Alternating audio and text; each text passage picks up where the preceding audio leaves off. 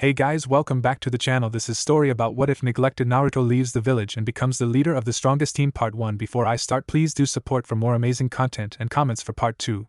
Do consider to subscribe my channel and share my video to your friends and check out the description as well. Let's start the video. Naruto and Sasuke were standing at the Valley of the End. Naruto was in his one-tail Kyuubi form, while Sasuke was in his level 2 Curse Seal form. Their battle has been brutal and they needed to finish this once and for all. Naruto formed a purple Rasengan, while Sasuke formed a silver-colored Chidori.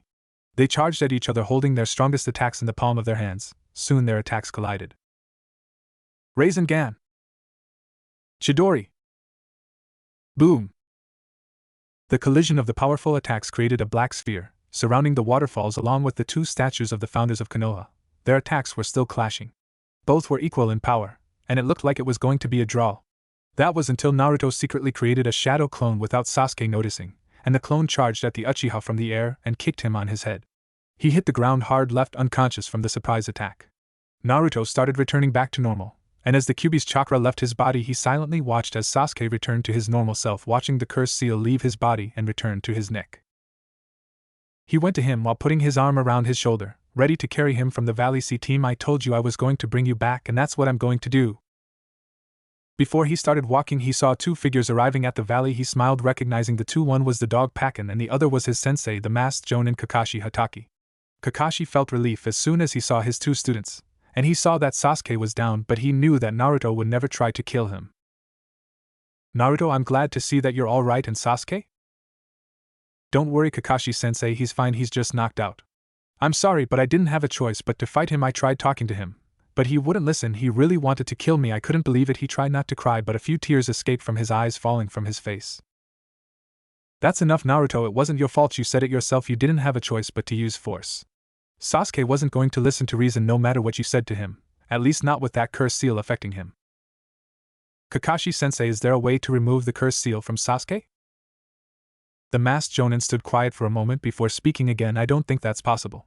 The only thing we can do is try to seal its power. Not even the seal I placed on it back at the Chunin exams worked. Although I'm not a seal master, we will have to talk to Hokage-sama to find a way to suppress the curse seal's power." He finally noticed that the blonde had a wound on his chest, and his eyes widened in shock. "And Naruto, that wound on your chest?" Naruto knew what he was talking about, the huge hole he had in the middle of his chest, caused by Sasuke using the Chidori. He tried to make it like it wasn't a big deal. "Oh, it's nothing really. That wound looks life-threatening and deep. What happened, and how did you get that?" Pakken asked with wide eyes.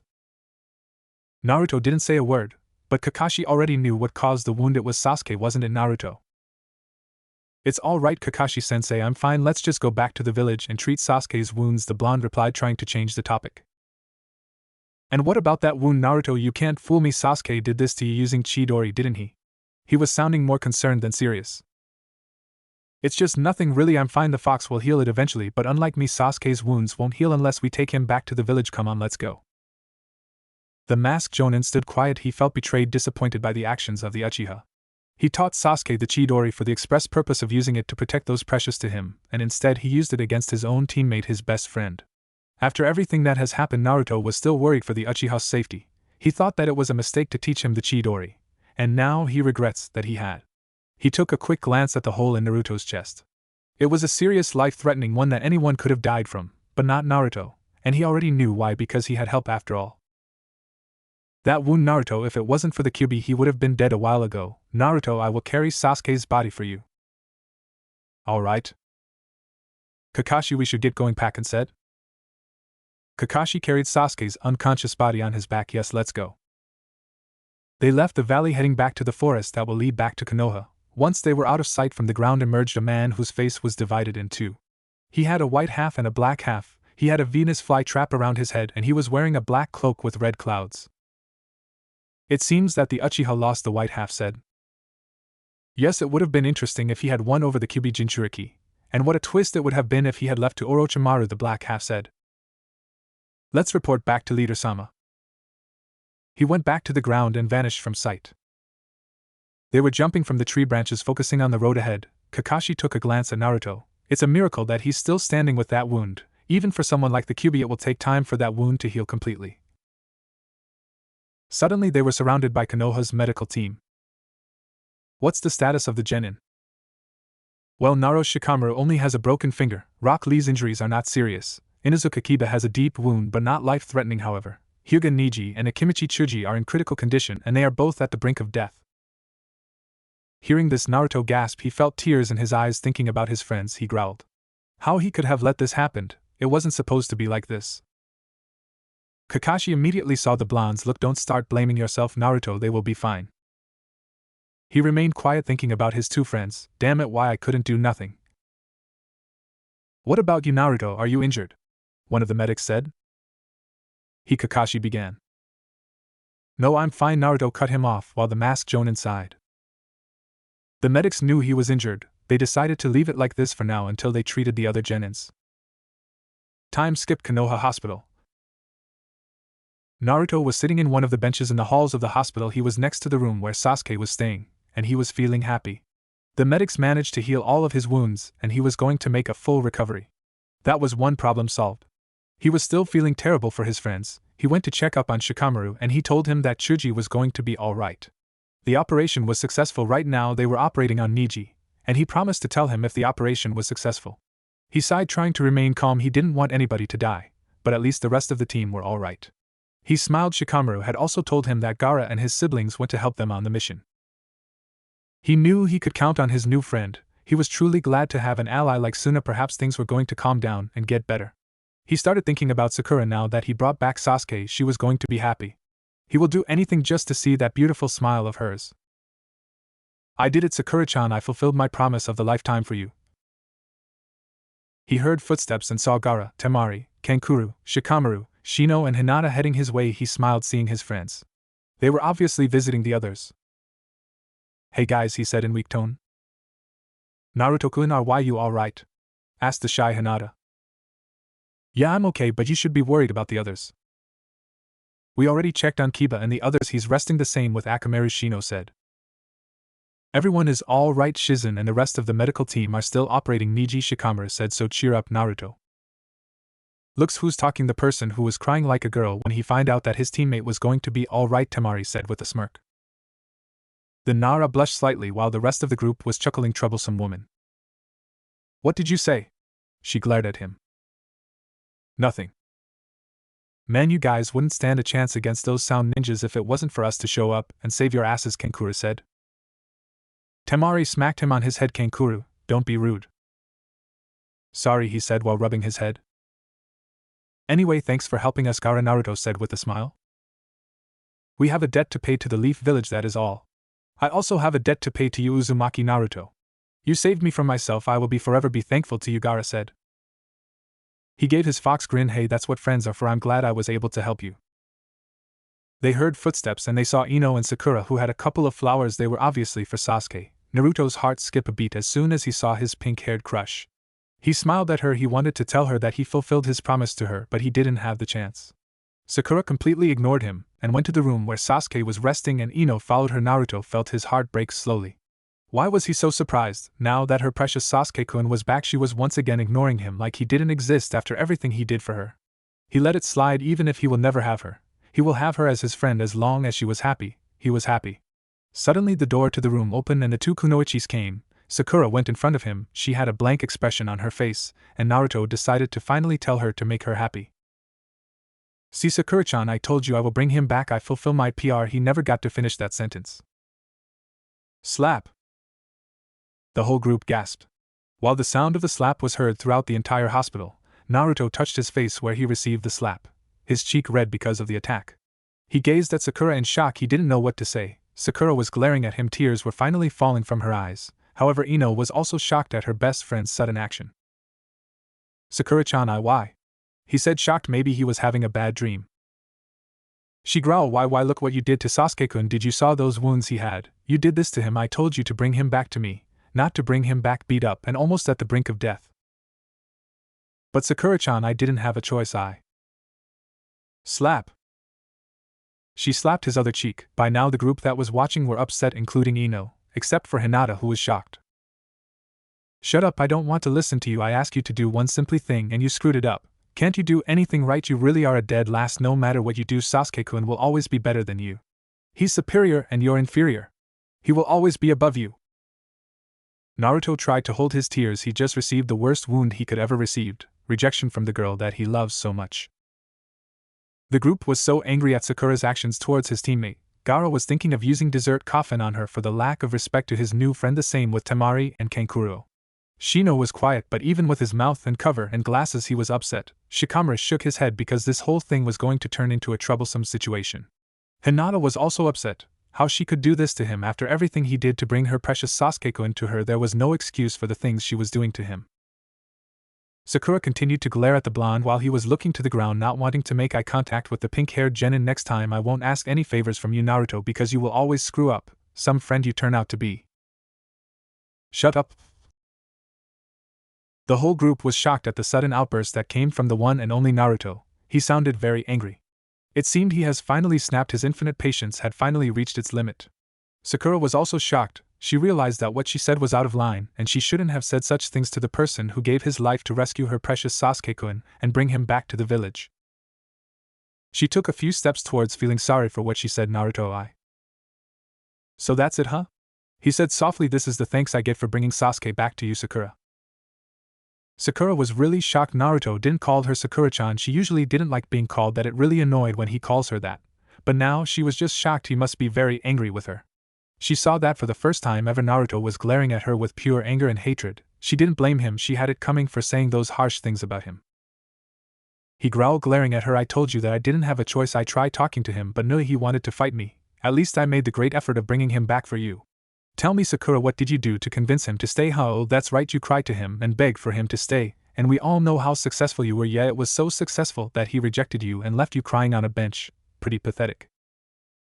Everyone was shocked at his sudden comment. Was this really Naruto? Sakura was looking at him, pure shock. He was actually being mean to her. This has never happened before. Even after all the times she has hit him, he didn't do a thing to fight back, or even say an insult on her. But she could see it in his cerulean eyes that he was angry. Now she wasn't angry with him, but scared. This is a whole new side of the blonde ninjas she has never seen before. Sakura, do you want to know that your precious Sasuke-kun tried to kill me? That's right, although I don't know why am I even bothering about telling you, because you could give a shit about me. Let's face the facts here. Sasuke could be right here and I could be lying next to you dying, and you would just leave me to die. Naruto, that's not true, Sakura said. Shut up. He shouted in rage. I am so sick of your screw Konoha as long as I have Sasuke attitude. You are weak, useless, and nothing but a burden to the team. The real dead last is you. Everyone on the team knows it, even Kakashi-sensei knows it. You are a disgrace to all the kunoichi in this village. Everyone in this room knows very well the real reason you became a ninja is so you could be with your Sasuke-kun, not so you could serve your village like a proud ninja of Konoha. This is the true Sakura. You are completely blind to everything that surrounds you. The only thing you see is Sasuke. If he jumps from a cliff you would. If he kills you, kill too. Sakura was still shocked, but this time tears were forming at the corner of her eyes. While Naruto continued his verbal assault on her. Sakura, you will never become a strong ninja because the only thing you care about in this village is him. It's pretty clear when you see it. You are the most selfish person I have ever seen. You don't care about anyone. You don't give a damn about your teammates and friends. Look at me, for example. We all know the way you treat me as your personal punching bag, your little toy. Oh, Sasuke-kun rejected me again. I know I will beat the living crap out of Naruto because it makes me feel better. Or maybe I will keep on rejecting him whenever he asks me out on a date because it makes me happy to see him struggling to win me over when my heart belongs to Sasuke-kun. He growled at her, seeing that she was now crying. Keep trying, Sakura, he will never love you. Get the message? You also think that Sasuke doesn't do anything wrong in your eyes? Well, he tried to kill me, you know. Sakura had tears falling from her eyes. But what about his injuries? I mean, look at you. You don't have any wounds on you. Really, then what do you call this? He unzipped his jumpsuit and lifted his black shirt, showing them the hole on his chest. Everyone gasped in pure horror at the large hole in the middle of his chest. It was just mere inches away from reaching his heart. Everyone was shocked, even Gaara. There was so much blood. Hinata fainted at the gruesome sight. The only thing they could ask themselves is how in the world was he still alive? Naruto made sure that Sakura saw his deep wound. She was staring at him in horror. You see this, Sakura? This is what your precious Sasuke-kun did to me. My so-called brother best friend. Yeah, right. What a load of horse shit. Sasuke-kun would never do that, Naruto. It's the curse seal. It's making him do this as usual. She was defending her precious Uchiha. Naruto snorted. You see, this is exactly what I'm talking about. You are so blinded by him that you don't know the wrong things he's doing. Maybe you're right. Maybe the curse seal is making him do evil things, but he chose to embrace its power instead of finding a way to get rid of it or suppress its power. Am I wrong, Sakura?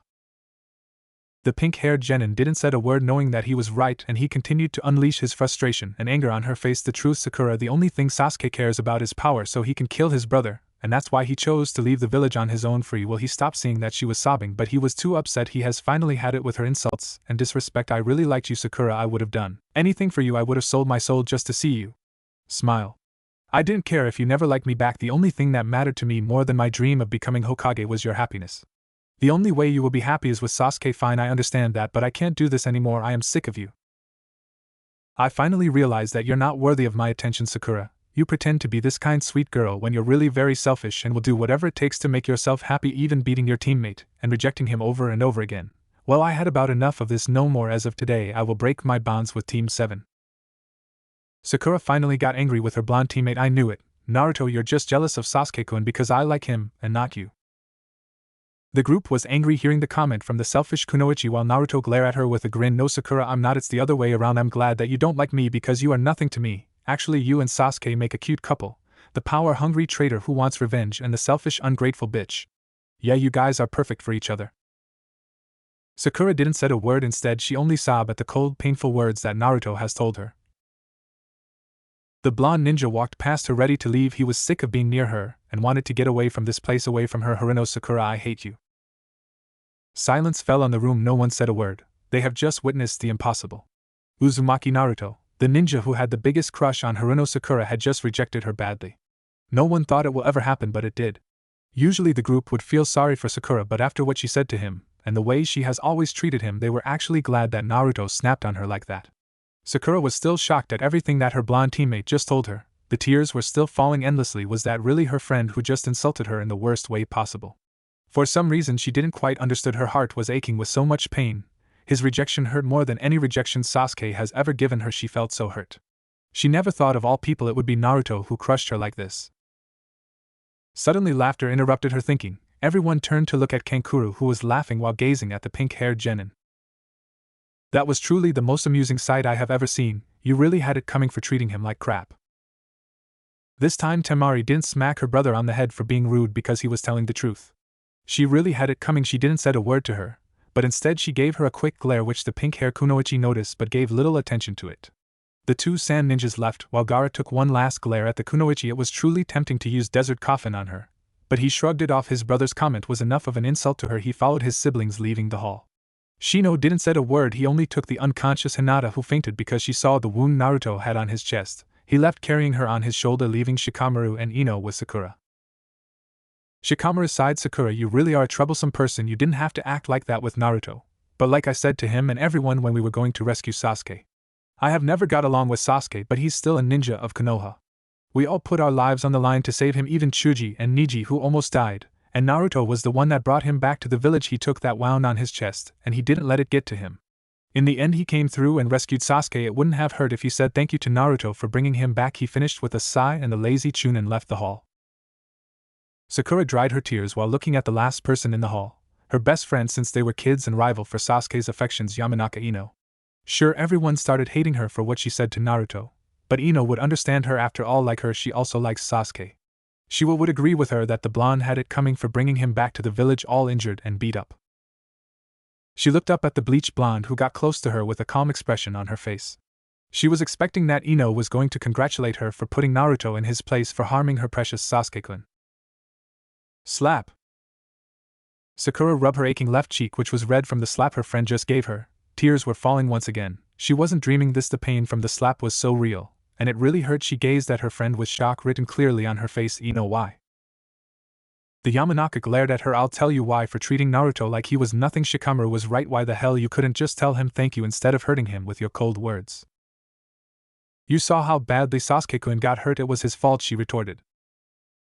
Damn it, Sakura, didn't you hear Naruto? He didn't have a choice. Sasuke wasn't going to listen to reason. He wanted to fight Naruto. No, he wanted to kill him. Didn't you see the hole on his chest? Sakura couldn't argue with her there. She was right. After seeing that wound, the Uchiha really wanted to kill the blonde who was supposed to be his best friend and brother. She gazed back at her. What's wrong with you, Ino? Why are you arguing with me? You like Sasuke-kun too? No, I used to like him until I saw the huge hole he put in Naruto's chest. He rescued Sasuke for you to make you happy, and instead you repay him by spitting in his face. The Sasuke I know would never do such a thing to Naruto. Sakura growled, why are you defending him? You don't like Naruto. Me, you used to bully him when we were little, remember? The bleached blonde stood quiet, while tears started streaming down her cheeks. You're right, I bullied him a lot. I have always thought that he was an annoying idiot, and a dead last. He is annoying, but I was so wrong about him being a dead last. A dead last idiot could never have saved your life from a sand monster. Or have you forgotten about the Chunin exams? Sakura stood quiet, remembering the Chunin exams when Gaara released his demon and held her hostage with his sand trapped on a tree. While Ino was chuckling in amusement, let me guess, Sakura, even if they told you that it was Naruto the one who saved you from the sand monster, you still think it was Sasuke who saved you, right? You're still denying that someone like Naruto is capable of saving your life. Oh, and don't forget that he saved your life twice. What are you? Sakura said, not knowing what she was talking about. Don't tell me you forgot about the mission to Tea Country. Shikamaru told me because Naruto told him. Apparently your team fell in the ocean after an attack from some rain ninjas and you were about to drown. It was Naruto who saved you and brought you back to shore eventually, though you thought that Sasuke was the one who saved you. Sakura started remembering the mission to Tea Country when their ship along with Ide was burned by the rain genins. They fell to the ocean and she was about to drown. The last thing she remembers were Naruto's huge lips, who was going to give her CPR. Of course, she punched him silly for trying to do such a thing, although she never would have argued if Sasuke was the one who was going to give her CPR. Naruto's right, Sakura, you are blind and the only thing you see is Sasuke. Sooner or later you will have to face the truth. Someone like Sasuke will never love you. The only person who truly loved you is the one person you just rejected and who walked away from you just now. She shook her head in disappointment. Tell me, Sakura, why would you treat Naruto the way you do after everything he has done for you, after cheering for you at the Chunin exams, after saving your life twice, and after bringing Sasuke back for you, not caring about the huge hole he has in his chest? Tell me why. Sakura couldn't answer. She was still crying while Ino stared at her in pure disappointment, feeling ashamed for having her as her best friend. The least you could have done for him is say thank you, or maybe asking him on a date, just one date. Trust me, one date with you is enough to make Naruto the happiest ninja in the village. Naruto was right about you all along. You're not worthy of his attention. You're not worthy of his love, and you're not worthy to have a friend like him. With those words said, the Yamanaka finally left the hall, leaving Sakura with her thoughts. She sat down on one of the benches while she continued crying. She started remembering the harsh words that Naruto said to her, and everything that Ino just told her. She hugged her knees and continued to cry. The only thing she could do right now is to wait until her Sasuke-kun wakes up, but right now she was feeling very miserable with herself. Hokage's office. Naruto entered the office to see Tsunade sitting on her desk. She wasn't alone. The toad Sannin Jiraiya was next to her. This was perfect for Naruto. He was the person he wanted to see besides the blonde Hokage. Tsunade and Jiraiya saw the expression in Naruto's face. It was dead serious. Something must have happened to him to be like this. Naruto, congratulations in bringing the traitor back, Tsunade said while growling, mentioning the word traitor because she didn't like the Uchiha at all since he reminded her of Orochimaru. Granny, I have a request, Naruto said in a serious tone. A request? She asked, curious, while she looked at Jiraiya, who looked the same too. Yes, I want to grow strong, stronger than I am now. Tsunade smiled while Jiraiya went to him. That's exactly why I came here for Naruto. I have decided to take you on a training trip. It's time that you become strong and prepare yourself against Akatsuki. Naruto smirked. So you were planning on taking me all along, pervy sage. Naruto, I really wish you would stop calling me that. Now go and pack your things for your trip. I need to stop by the hospital to figure out a way to seal the curse seal that Sasuke has. Sarutobi-sensei did the same with Enko's curse seal, so the same thing will be done with Sasuke's. Alright then, I will wait for you at the gates of the village. Wait, Naruto, I must speak with you in private, Tsunade said. Naruto nodded while an ANBU wearing an owl mask appeared. Hokage-sama. Yes, go with Jiraiya to the hospital and take Sasuke to a prison cell. I don't trust him. Yes, Hokage-sama. Jiraiya chuckled while he left office, jumping from the window, and the ANBU vanished. What do you want to talk to me about, Granny? Tsunade gazed at him. First of all, before getting to business, I would like to ask you, what happened at the hospital? Naruto's eyes widened hearing that. Did she figure out what happened? Did she somehow know that Sakura rejected him, and he ended up rejecting her worse than she did to him? Granny, I don't know what you're talking about. Everything is fine. Naruto, you can't fool me. Something has you all worked up and you were at the hospital checking on the genins. So what happened? Are you still blaming yourself for what happened to them? Naruto felt relief. That's what she thought. This is exactly what he needed, the perfect cover-up to cover the incident that happened between him and Sakura. He needed to be very convincing and pretend that he was being honest. It was time to test his skills in acting. Tsunade saw him tightening his fist. Looks like she hit the nail on the head. Is that it? He slowly nodded. Yeah, I feel like it was all my fault. There was nothing I could do to save them. That's why I want to become strong so I can help them. Well, it's not a complete lie, it's half true. Stop blaming yourself for something that is not your fault. This was the kind of outcome to be expected when you send a newly recruited Chunin for Genins. Nobody got killed, they are all fine. Both Chuji and Niji have been stabilized and they are now resting. He smiled at her. Thanks, Granny. So what is it that you want to talk to me about? Well, I have decided to promote you to Chunin. What, you're promoting me to Chunin, but why? He said, shocked, not expecting this to happen. What do you think? For bringing Uchiha Sasuke back to the village, your efforts and sacrifices made it possible for you to achieve this rank, so congratulations. She smiled at him. Although the old farts in the council didn't agree to promote him, bastards, I don't give a damn what they think. Naruto stood while thinking when she mentioned efforts and sacrifices. Oh well, this is a better payment than being slapped in the face by Sakura and blown off by her. He gave her his fox grin. All right then, I will gladly accept the promotion. Good, now for the other piece of business. I knew you were planning on getting stronger with Jiraiya training you, so I talked to him. He has agreed to teach you everything he knows. Naruto was in awe. What you mean to say I'm going to learn everything? Yes, Naruto, everything. Although the training mission was originally supposed to be for 3 years. But now I think it will take longer than that, probably 4 to 5 years. 5 years away from Konoha, I wish it was longer, he thought, remembering everything that Sakura told him and all the things he said to her. All right, I understand, then I will go back to my apartment and start packing. Wait, Naruto, there's more, the blonde Hokage said, stopping the blonde ninja in his tracks. Once you are done with Jiraiya's training, I will give you a new position as a ninja. A new position? What do you mean by that? It means that I have decided to make you a ninja mercenary. Wait a minute, you mean that I will get paid to do jobs? Isn't that the same thing as doing missions? It is similar, but there are a few differences. First of all, doing a mission requires a team of 3 members. Your job as a mercenary will be done alone, and you will remain outside of the village. What, doing missions on my own and outside of the village? This is exactly what I need to forget about Team 7. It's like Granny is reading my mind. So I will be doing this mission on my own. Are they the same mission you give to Chunins? Not quite, Tsunade said with a smirk. Most of them will be hunting down missing Nins. What, he shouted in complete shock. Are you giving me the job for a hunter Nin? No, Naruto, your job as a mercenary is different from a hunter Nin. The hunter Nin kills any missing Nins from their respective village in order to keep the secrets of their village safe. A mercenary captures any missing Nin from any of the ninja villages and bring them back to their respective village. So wait, I don't have to kill them? No, you only knock them down and return them to their respective village. Once that happens, the current Kage will decide that missing Nin's fate. Like killing him? Asked Naruto. Yes, so you don't have to worry yourself about getting your hands dirty. But wait, Granny, won't the hunter Nins from their villages take care of those missing Nins? If that's the case, then what's the point of me becoming a mercenary? The female Hokage smiled. Well, that will depend how popular you become. You see, some people lose their faith in their own ninja's abilities and eventually they believe they are not suitable for the job. However, if you make a name for yourself, those same people will start counting on you, and so on. Before you know it, you'll have become a legend. Also, the possibilities of fulfilling your dream of becoming Hokage will be very high. Naruto smiled. Oh, I get it now. I think I'm going to like this mercenary job. Well, that will be all. Go and get packing. It won't be long before Jiraiya finished sealing Sasuke's curse seal. Right, he said while opening the door. Oh, by the way, Granny, if it's too much to ask, I have another request. What is it? Naruto stood quiet, remembering the cold words he told Sakura. Can you take Sakura as your apprentice?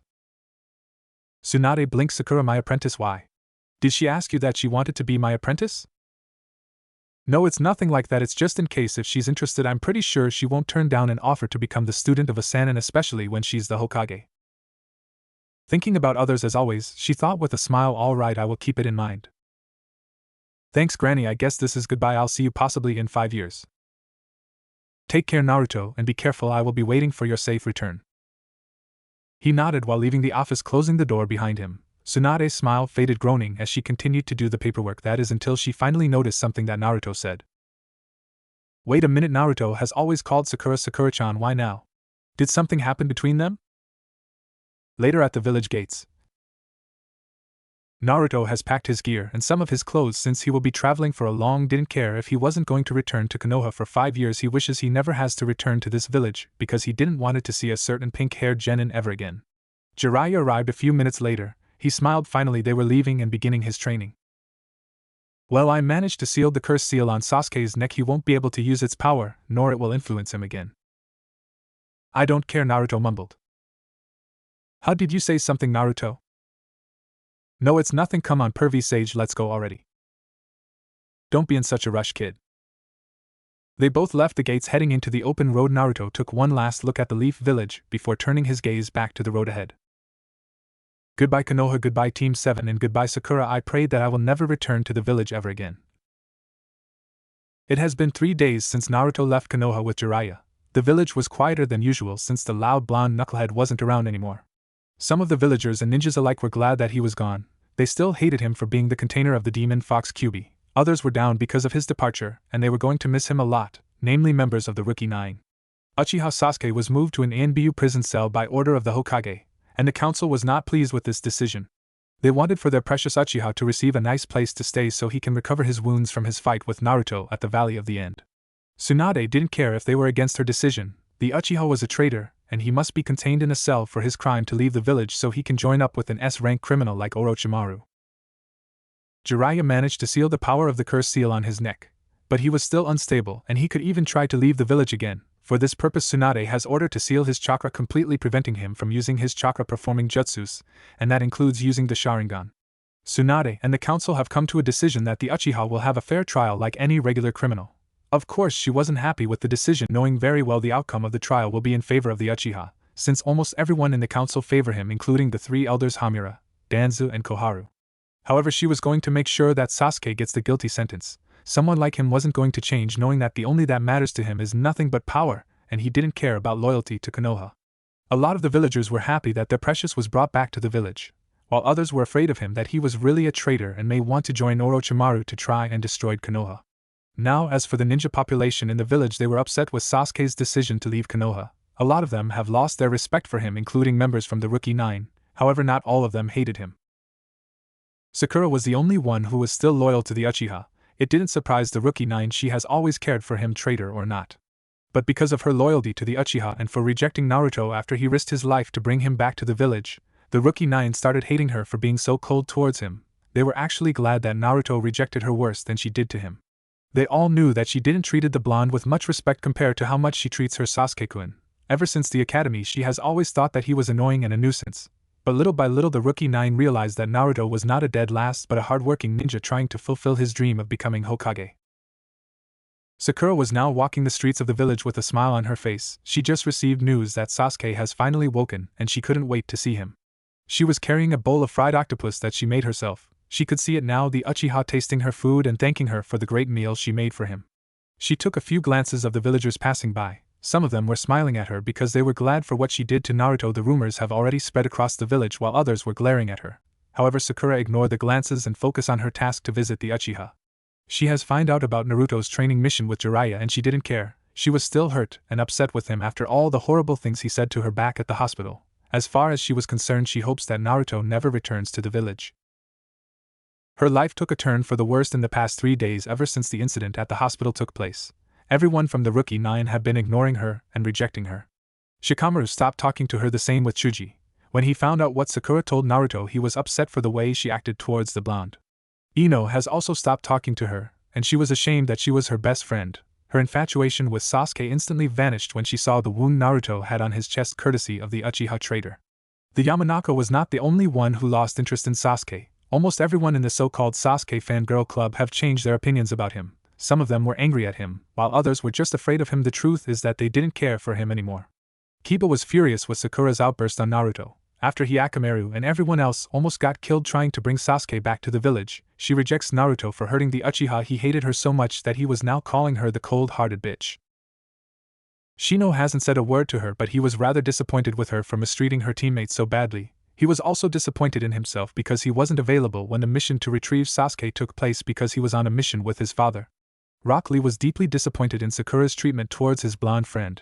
His crush for her vanished when he heard the things she said to him. It seems he was wrong about the pink-haired Kunoichi. He thought that she was nice and kind, but now he has changed his opinion about her, and he has decided to find another girl worthy of his youthful love. Tenten was also disappointed in her. She even told her that she gave Kunoichis everywhere a bad name. As for Niji, well, Sakura didn't want to meet him. When he found out what she said to Naruto, he was more upset than Kiba. They almost died trying to bring the traitor back, and she didn't care if they were hurt or almost dying. Looks like Naruto was right, she was selfish. The only thing she cares about is the Uchiha traitor. Hinata was the only one from the Rookie 9 that was still talking to her. Sakura was grateful to her, but the others were thinking that sometimes she was too kind for her own good. She finally stopped from her thinking and continued to walk to ANBU headquarters, expecting that Sasuke will welcome her with open arms and accept her meal. She was about to find out how wrong she was. ANBU headquarters, prison section. Sasuke was seated in a bed from his cell. He couldn't believe that he was back in Konoha. He was so upset he couldn't stop thinking about the fight against Naruto at the Valley of the End. How in the world could he lose to him? He's nothing but a loser, the dead last of the academy. How could he lose? He was an Uchiha, the last of one of Konoha's most powerful clans. He's supposed to be stronger than him, and instead he was the one stronger than him. He growled he needed the power to become strong, and killed his brother so he can finally avenge his clan. He knew very well that staying in Konoha wasn't going to help him get strong. Friendship wasn't going to give him the power he needed, neither does love. It will only make him weaker. He could clearly remember his brother's words on that day when he met him at an inn when he was after Naruto. You're weak because you lack hatred, you need more hatred. He tightened his fist in anger. Staying in this cell wasn't going to help him in the least. He hated to admit it, but he was helpless. He couldn't get out. The place was fully guarded by ANBU, and his chakra has been sealed. He can't use his Sharingan, and he can't perform any jutsus. He would have reached the Sound Village long ago if it wasn't for Naruto that stopped him from going. Now he was back and he will probably be executed from his act of treason. No, he couldn't die. They wouldn't kill him. Konoha needs the Sharingan. Hopefully they will give him a different sentence than execution, but he couldn't stay here. He needed to go to Orochimaru, the only person who will give him the power he desires. He growled again, hating his blonde teammate. Why the hell he had to get in the way of his revenge? This is his fight, not Naruto's. He's the Avenger, the one who will Itachi and restore the Uchiha clan once again. Having bonds of friendship was never going to help him achieve his goal. Even when he was fighting the blonde, he didn't want it to kill him, only knock him out, giving him enough time to escape. But the thought was still tempting. It was necessary that he had to kill him in order to acquire the ultimate Sharingan, remembering Itachi's words on the night of the Uchiha clan massacre. You can also unlock Magenkyu Sharingan, but it requires one requirement: your closest friend. You must kill him. He growled. If it was to obtain the Magenkyu Sharingan, he would have killed Naruto just to have its power. Suddenly he heard a door open. Someone was coming. Obviously one of the ANBU was coming to check on him. He took a glance at the incoming person when he saw an ANBU and his second teammate Sakura. He was annoyed. She was the last person he wanted to see and hear. He was thankful to be in a prison cell so he didn't have to see her. He went back to his sitting position, completely avoiding the pink-haired genin. He knew that she eventually came to see him, saying how much she missed him. The thought annoys him till no end. Why couldn't she leave him alone? Maybe if he ignores her she will leave, but had a feeling that wasn't going to happen. Make it quick. He's not allowed to have any visitors, but I am following Hokage-sama's orders to let you see him, the ANBU said. She nodded, seeing that the ANBU left. She went back to see her precious Uchiha, who was still ignoring her. She smiled. Sasuke-kun, I'm glad to see that you're back. I really missed you. Boring, he thought, annoyed. He ignored her, but there's something he wants to know. Where's Naruto? Sakura's eyes hardened a little, which Sasuke noticed. She tried the best she could not to sound upset. He left the village with Jiraiya-sama. He's on a training mission. He won't return to the village in 5 years. Sasuke growled, hearing that. What, he already left to train? Even if he beat me, he still wants to get stronger. No, I can't let him get stronger than me. I can't. I need power. It's the only thing I need. I have to find a way to leave this place. Sakura tried to change the topic. She didn't want to know or hear anything about the blonde. Sasuke-kun, look, I made some food for you. It's fried octopus. I made it myself. I hope you like it. She blushed slightly. The Uchiha has been ignoring her since he found out about Naruto. He was thinking how to escape and go to Orochimaru. Sasuke-kun, didn't you hear me? I said I made food for you. I hope you're hungry. She smiled, while Sasuke was glaring at her. Why are you still here? I know what I wanted to hear. You can go now. But Sasuke-kun, I made some food for you and I thought we could talk. I heard you the first time. No, I'm not hungry now. Leave. Sakura, you're annoying me, he said in a growl. Sakura lowered her head, staring at the ground. Once again he has called her annoying. Why he had to be so mean to her?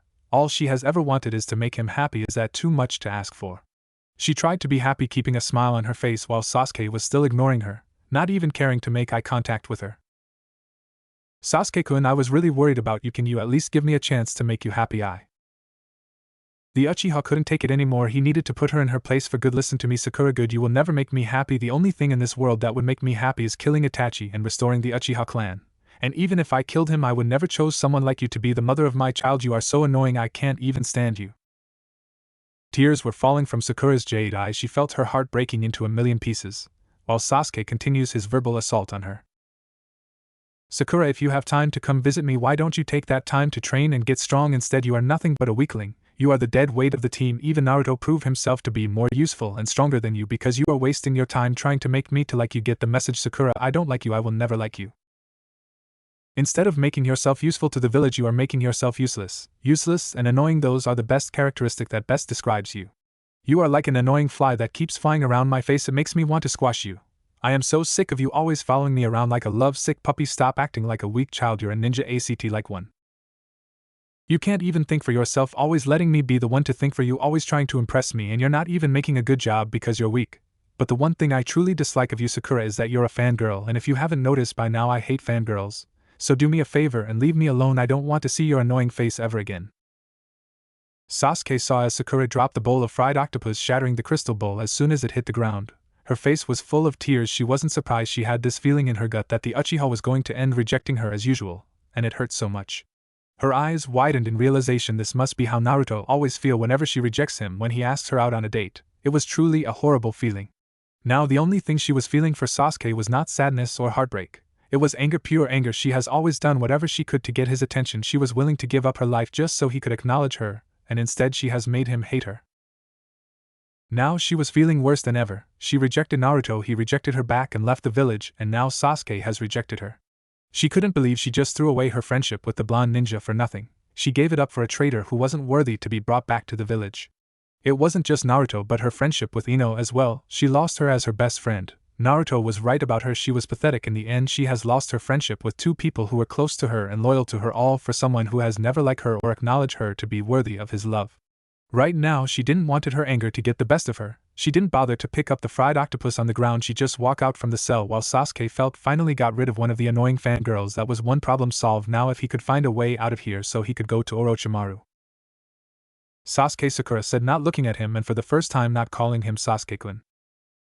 The Uchiha ignored her, not wanting to hear what she had to say. He wasn't shocked that she didn't call him Sasuke-kun. Maybe she has finally given up on him. It seems miracles do happen.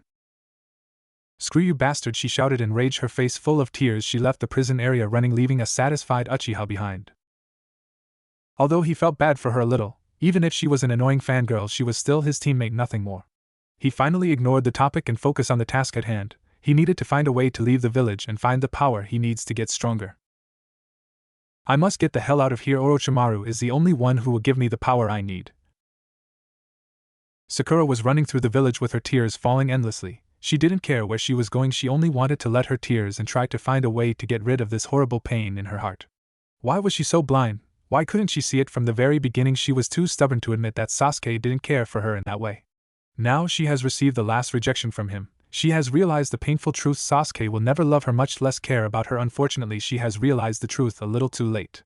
She now knows that Naruto was right about her all along. She was blind, and the only thing she was Sasuke, the only thing that mattered to her precious Uchiha. She has become so low that she has chosen her love for him over all of Konoha. She dried her tears. The only thing she could do is cry. She lost her precious friends for an insignificant cause. She didn't realize that she was in a forest. She recognized this place. She didn't realize that she was now at the memorial stone, the stone where all of Konoha ninjas have died in battle in the line of duty. There, standing in front of the stone, was Kakashi. She remembered this was the place where they had the bell test. She saw the 3 logs where Naruto was tied up while she and Sasuke were supposed to eat the food in front of Naruto. She smiled, remembering the memory. If it wasn't for them to act like a team by giving the food to the blonde, those were the good times. But after everything that has happened, she knew those days were over.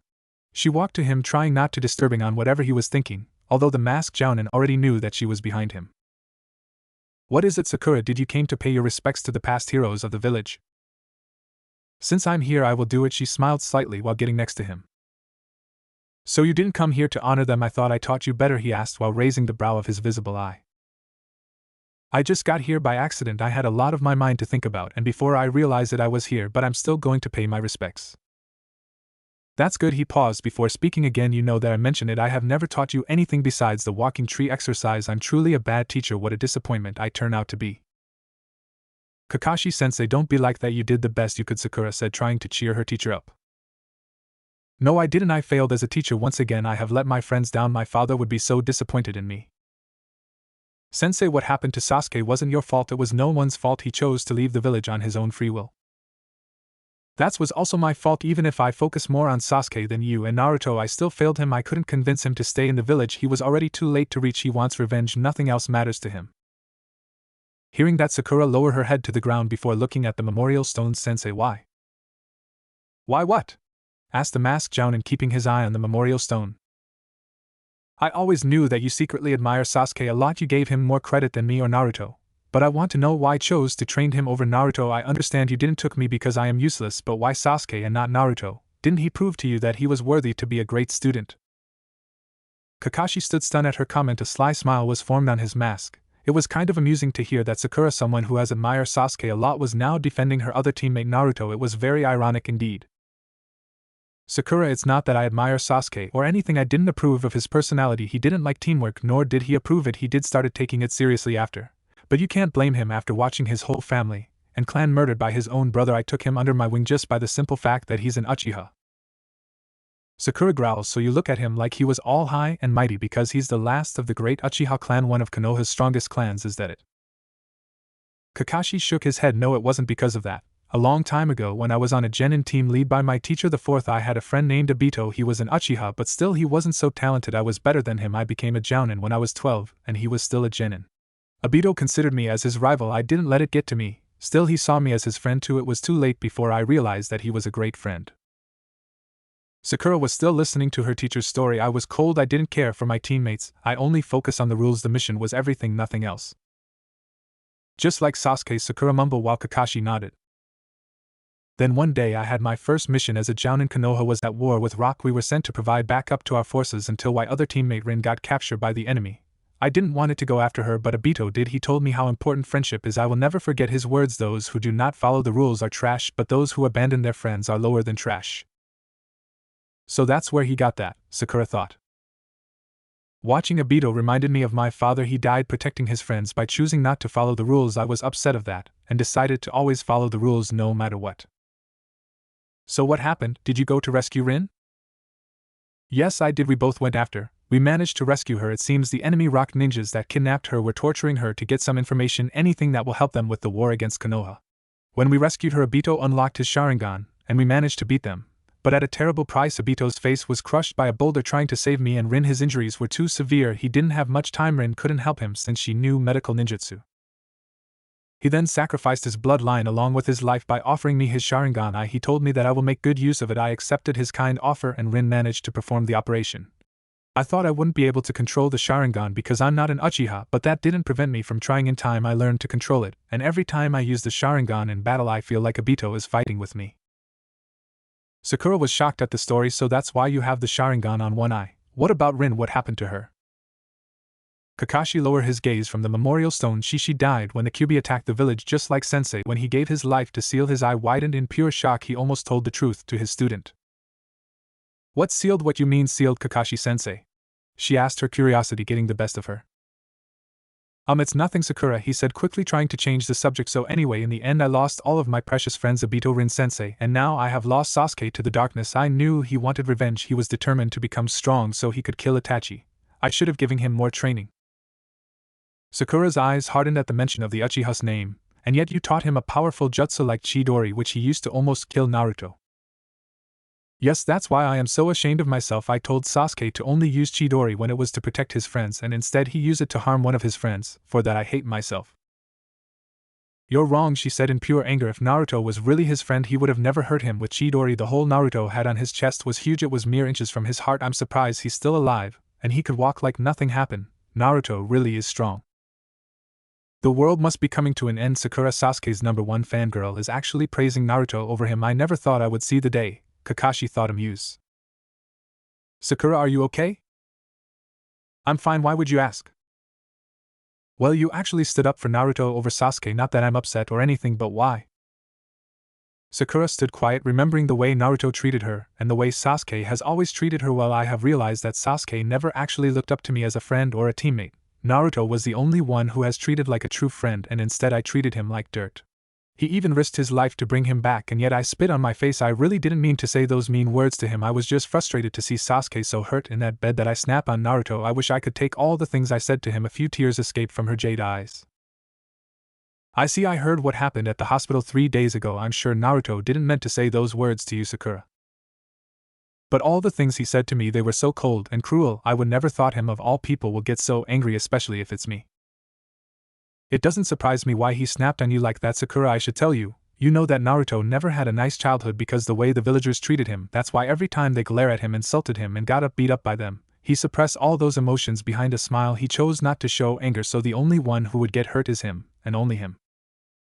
I don't understand, why would he do something like that? Sakura asked, feeling sorry for the blonde. I guess crying and unleashing his anger on someone wasn't going to do nothing. To him it was better to smile and not let it get to him. Every time he fell down he will stand and continue to walk without crying because he got hurt.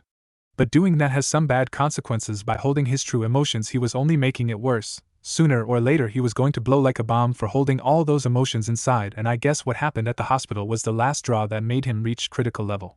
When he told you those awful things he finally snapped from holding all of his emotions inside of him from his childhood. I'm certain that he didn't meant to say those words to you. Sakura looked down while remembering the words Naruto said to her. She remembers that he was very angry with her. Are you sure, Kakashi-sensei? He was very angry with me. Maybe he really meant those words. No, I don't think that's true. Knowing Naruto, he must be feeling terrible. He must be feeling so guilty with himself. He's the kind of person who would never hurt his friends, especially you, Sakura. Why would he feel bad? I deserve it for all the things I did and said to him. Why would he feel guilty? She thought, feeling her heart aching in pain. You know, Kakashi-sensei, I'm glad he said those awful words to me. Kakashi looked at her, shocked. Why would you be glad? He was worried for her. Sometimes a cold slap to the face can bring someone back to reality. Well, I'd better get going. There's a place I have to go. I'll see you later, Kakashi-sensei. She turned to walk away before looking back at him. Sensei, don't feel bad for yourself. Obito-rin and your sensei, they wouldn't wanted you be like this. Instead, you should learn from your mistakes. We all have to, even me. She finally left the memorial while Kakashi was shocked at her words. Was that really Sakura? What happened to her? She sounds mature. Sakura was walking the streets heading for her destination until she passed the Yamanaka flower shop. She remembers that by this hour Ino should be working as part of her shift. She entered the shop to see Ino putting some flowers in their rightful place. She turned around to greet the guests because she heard the door been open. She smiled, but her smile faded as soon as she saw the pink-haired genin. She quickly turned her back to her while Sakura was expecting this kind of behavior from her best friend. After all, she hasn't forgiven her for the things she told to Naruto back at the hospital. Sakura gazed at her. She wanted to talk to her even if she was going to ignore her. Hey Ino, how are you doing?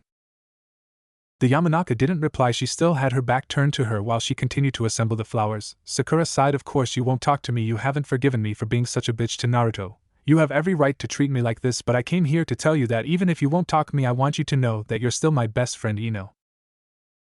The bleached blonde was still doing her work, while a few tears escaped from Sakura's eyes. You don't know how sorry I am for throwing our friendship away, all for that bastard. Because of him I have also threw away my friendship with Naruto. Because of my blindness for that traitor I pushed away two of the most important persons in my life, my best friend and my dear teammate. Ino was still doing her work with her back turned and Sakura was sobbing softly. You have every right to hate me, but I will never hate you or Naruto. No matter what, you're still my best friend and Naruto will remain my friend and teammate, even if he hates me. It's time for a change. I promise you I will never be selfish ever again. This is a new me. I will also earn your trust again, Ino. The same with Naruto, because I love you both. She was going to say something else, but the sound sobbing interrupted her. She noticed that the sobbing was coming from the Yamanaka, who stopped assembling the flowers. Ino looked back at her, drying her tears. It was futile as more tears emerged from her sky-blue eyes. Look what you make me do, forehead. I have wet the flowers in my tears.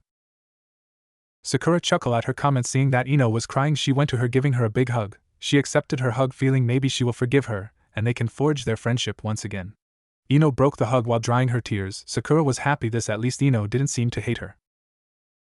I'm sorry for ignoring you. I know I did wrong. I shouldn't have abandoned you when you needed me the most. I know you were feeling terrible for what happened at the hospital, but I was so upset with you. It's all right, Ino. You don't have to apologize. I had it coming. I'm just happy that you're not angry at me anymore. The bleached blonde frowned. Who says I'm no longer angry with you? I'm still, and you better apologize to Naruto when he returns or I will never forgive you. I will. After all, I have 5 years to write my apology speech. I just hope he will accept my apology. We'll just have to wait and see. By the way, Sakura, I thought I heard wrong, but when you were talking to me I kind of heard that you called Sasuke a bastard. That's not the kind of word to call the boy that you like. Sakura only snorted. I don't care about him anymore. He can rot in hell for all I care. Ino's eyes widened in shock while her mouth was wide open. Did she heard right? Did her best friend, who had a big crush on the Uchiha, just said that she didn't care for him anymore, and he can rot in hell? What was wrong with this picture? Okay, maybe she was dreaming. Perhaps she was working too much. Never ever she was going to hear Sakura saying that she didn't care about Sasuke. She quickly pinched herself, and she was still standing at the flower shop while Sakura was smirking at her. She looked at her in the eyes and out her hand on her forehead. Maybe she was having a fever, making her delusional. Sakura's sweat dropped seeing the Yamanaka's reaction. I know it sounds crazy, but it's the truth. I don't care about Sasuke anymore. Okay, who are you and what have you done with forehead? It's me. Okay, so cut it out, she said, highly annoyed. I finally realized he was not worth my time. I went to visit him earlier today, and what do you think he said to me? As usual, he rejected me again. I couldn't take it anymore. He hates me. Fine, I won't get in his way anymore. Let him do whatever he wants, but I'm done always trying to win him over when he will never be interested in love. The only thing he's interested is his revenge. Ino was still shocked. I can't believe you have gotten over Sasuke so fast, just like that. Well, after being rejected so many times by him, I finally got the message. Naruto was right all along. I will never care for someone like Sasuke. He has lost himself in his revenge, and he refuses to have any help from us. It will be better if we let him do things on his own. He might not get his revenge after all. Haven't you heard? Tomorrow there's going to be a trial about Sasuke's betrayal. We all know that a ninja who leaves the village without orders from the Hokage, the punishment is death. Obviously they will find him guilty for his crime. Let's not forget that he hurt a fellow Konoha ninja. That also counts as a crime. Either way, no matter what the sentence will be, I don't care. Sasuke chose his path in leaving the village to try to go to Orochimaru to get power. Ino nodded in agreement, knowing that her best friend was right. Anyway, I have to get back to work. I guess I will see you later, Sakura. Yeah, and there's somewhere I have to be. I will see you later, Ino. She reached for the exit. Hey, Sakura, called the bleached blonde. What is it? She asked while looking back at her. When you said you love me and Naruto both, in Naruto's case, what kind of love are we talking about? She grinned a little. Sakura gasped while her face flushed. It's nothing like that, honest. I love him as a friend, nothing more. Well, take care, Ino. She quickly left the shop. The Yamanaka smirked seeing her reaction. Well, maybe there's something more that Sakura wants to earn from Naruto besides his friendship. After all, who would have thought? Later at the Hokage's office. Tsunade was having another great day of filling paperwork. She was praying in her mind that all of the paperwork will burn to ashes. Yeah, it was wishful thinking from her part. The door opened and Shizen came with Tantan. She was carrying a large stock of papers, making the female Hokage's sweat dropped. Here, Tsunade-sama, these documents need the seal of the Hokage. They also need your signature for approve. A vein pops up on her forehead. Shizen, are you going to give me more paperwork? I am sick of this. Tsunade-sama, this is what happens when you let the paperwork grow. You're supposed to do this every day so it doesn't overload, but you do it once a week. Yeah, at least bring me some sake, Tsunade mumbled. I'm sorry, I can't do that. You're not supposed to drink when you're working. Who are you, my mother? I'm always working. Damn it, I need sake now, the blonde Hokage said, annoyed. But Tsunade-sama, Now get going, she shouted. Shizen left the office running, followed by a scared Tantan. Tsunade smirked in satisfaction. At least she will have a couple of drinks while filling the damn paperwork. She then heard a knock on the door. Come on in. The door opened, revealing Sakura. Tsunade looked back at her with a slight grin. Well, who do we have here? The one who rejected Naruto miserably, and the most ignored genin in the village. This should be fun. Sakura closed the door while getting in front of her desk. Come, Tsunade-sama, I was hoping if I could talk to you. Sure, what is it, Sakura? She paused, hoping that she will say yes. Tsunade-sama, please take me as your apprentice. Tsunade smirked in her mind. Well, what do you know? I guess Naruto was right after all. He was expecting that Sakura was going to ask me to be her student. She sighed. Sakura, I'm sorry, but I will have to decline because I'm the Hokage. I'm always busy. I don't have any free time to relax. And speaking of that, where the hell is Shizen with my sake? Please, Tsunade-sama, I need this training. I want to become a medic ninja. You're the best medic in the village. You're the only one who can train me to become the best. Why, are you trying to impress Sasuke? Tsunade got a growl from the pink-haired genin. I'm not trying to impress that traitor. I want to become a strong ninja. What kind of ninja I am if I'm not strong enough to defend the village? The female Hokage saw determination reflected in her jade eyes. That was unexpected. She doesn't care about the traitor anymore. It seems she is no longer a Sasuke fangirl. Sakura, I am moved by your words. I know that Kakashi hasn't given you proper training, but are you sure you want to become strong to protect the village, or maybe there is someone else you want to impress? Sakura stood quiet, and it was true, there is someone she wants to impress, or more precise acknowledgement from that person. Yes, that is another reason why I want to do this. I want to protect Konoha like a proud ninja of the leaf wood. By becoming a medic ninja I will save lots of lives, so please teach me.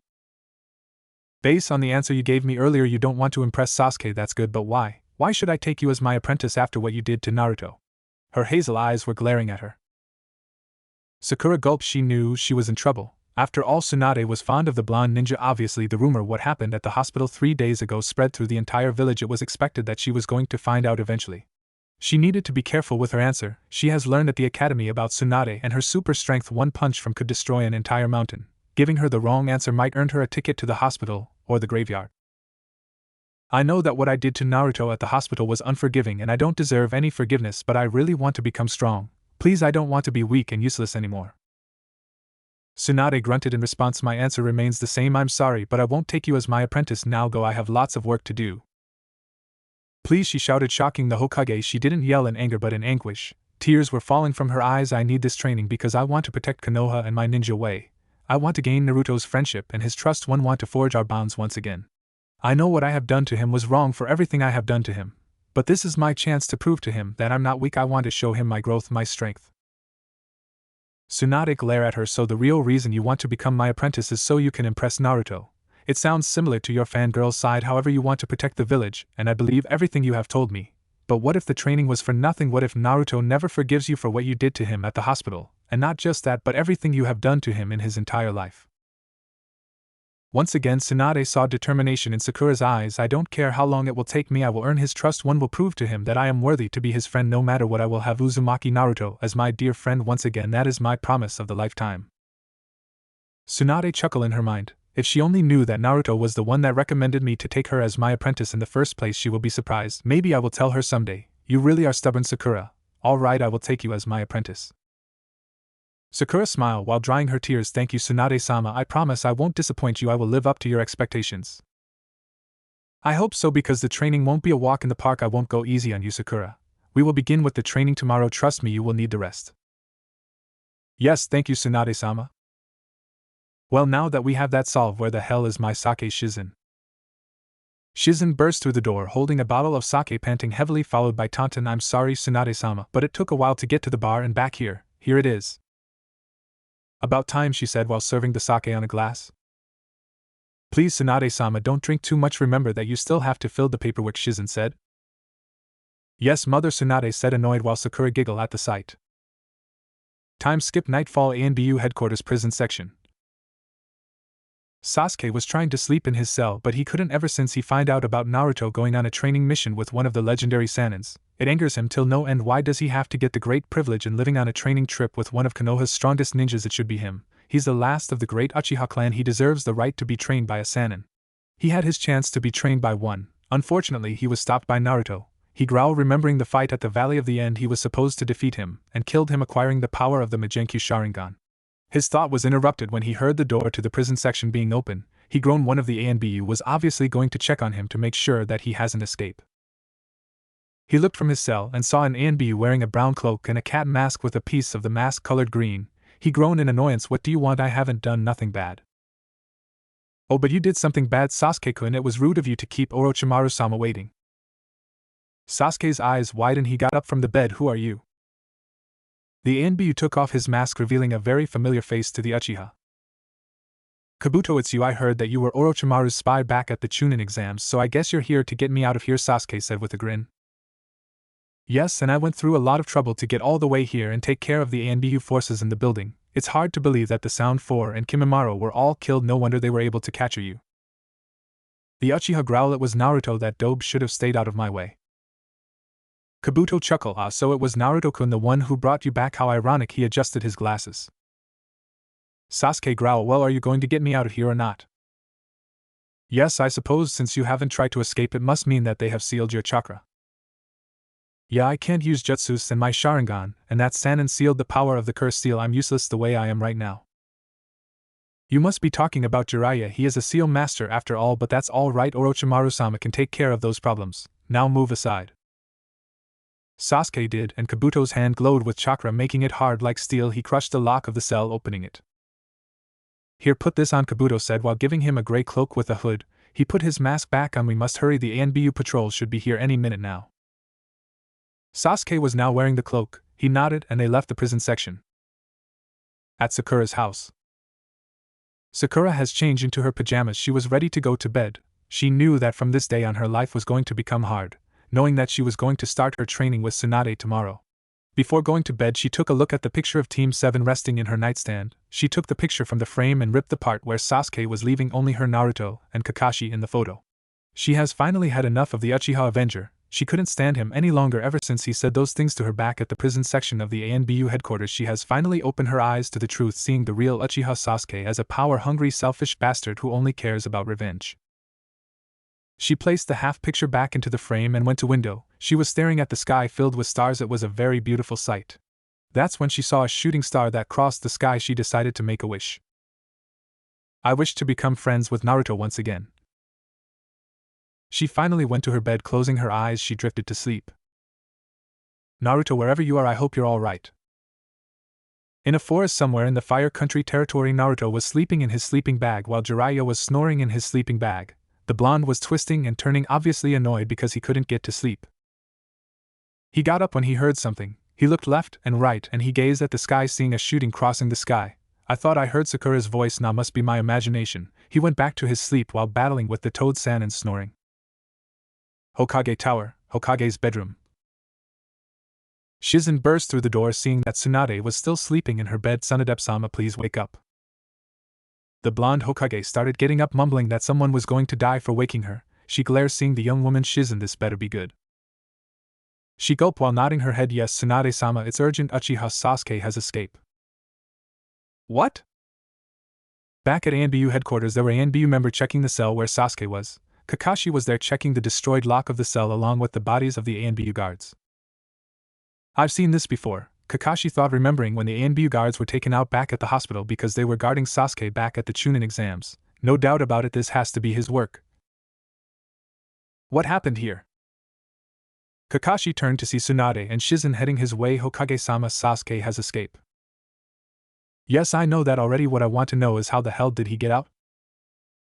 Obviously someone busted him out. He couldn't use any jutsus because his chakra was sealed in, the ANBU said. Yes, and I have a pretty good idea who was the one responsible for helping him escape, Kakashi said. Who? Asked Shizen. The only ninja with the skills to take out so many ANBU and that I know of is Yakushi Kabuto.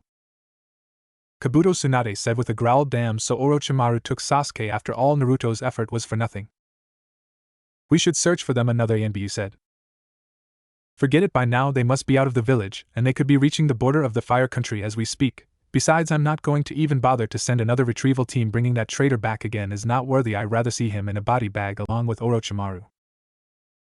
The council won't be happy with this, Shizen said.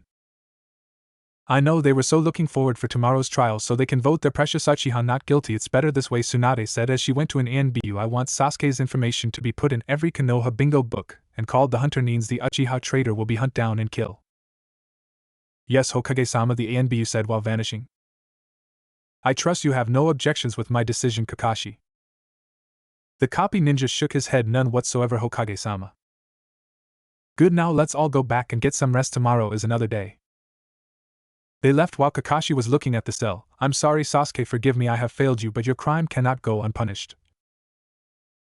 Jiraiya and Naruto were continuing their journey across the Fire Country. Right now they were traveling in a forest. So far they haven't stopped to a town, and right now he didn't have the money to afford an inn or to be with women.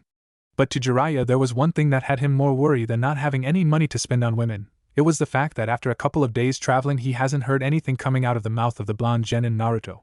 He already knew how Naruto behaves. He was the loudmouth hyperactive ninja. He was always bugging him about teaching him a cool new jutsu, or to train him, but not one word came out of his mouth.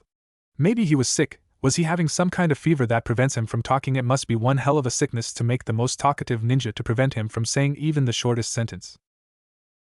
One thing was for certain to the Toad Sanins. This wasn't the Uzumaki Naruto he has known. He looked like a complete stranger, like someone he has met for the first time in his life. He gazed at the blonde who was still quiet, not a single smile on his face, saying that he was so looking forward to the big training schedule he has for him for the upcoming years, so he can start his new position as a Konoha mercenary. They continued walking while Jiraiya was finally reaching his limit. No doubt that something has happened to his student when he was back on Konoha. Why else would he be dead silent without looking all cheery and happy? What in the world is wrong with him? He hasn't said a single word since we left Konoha.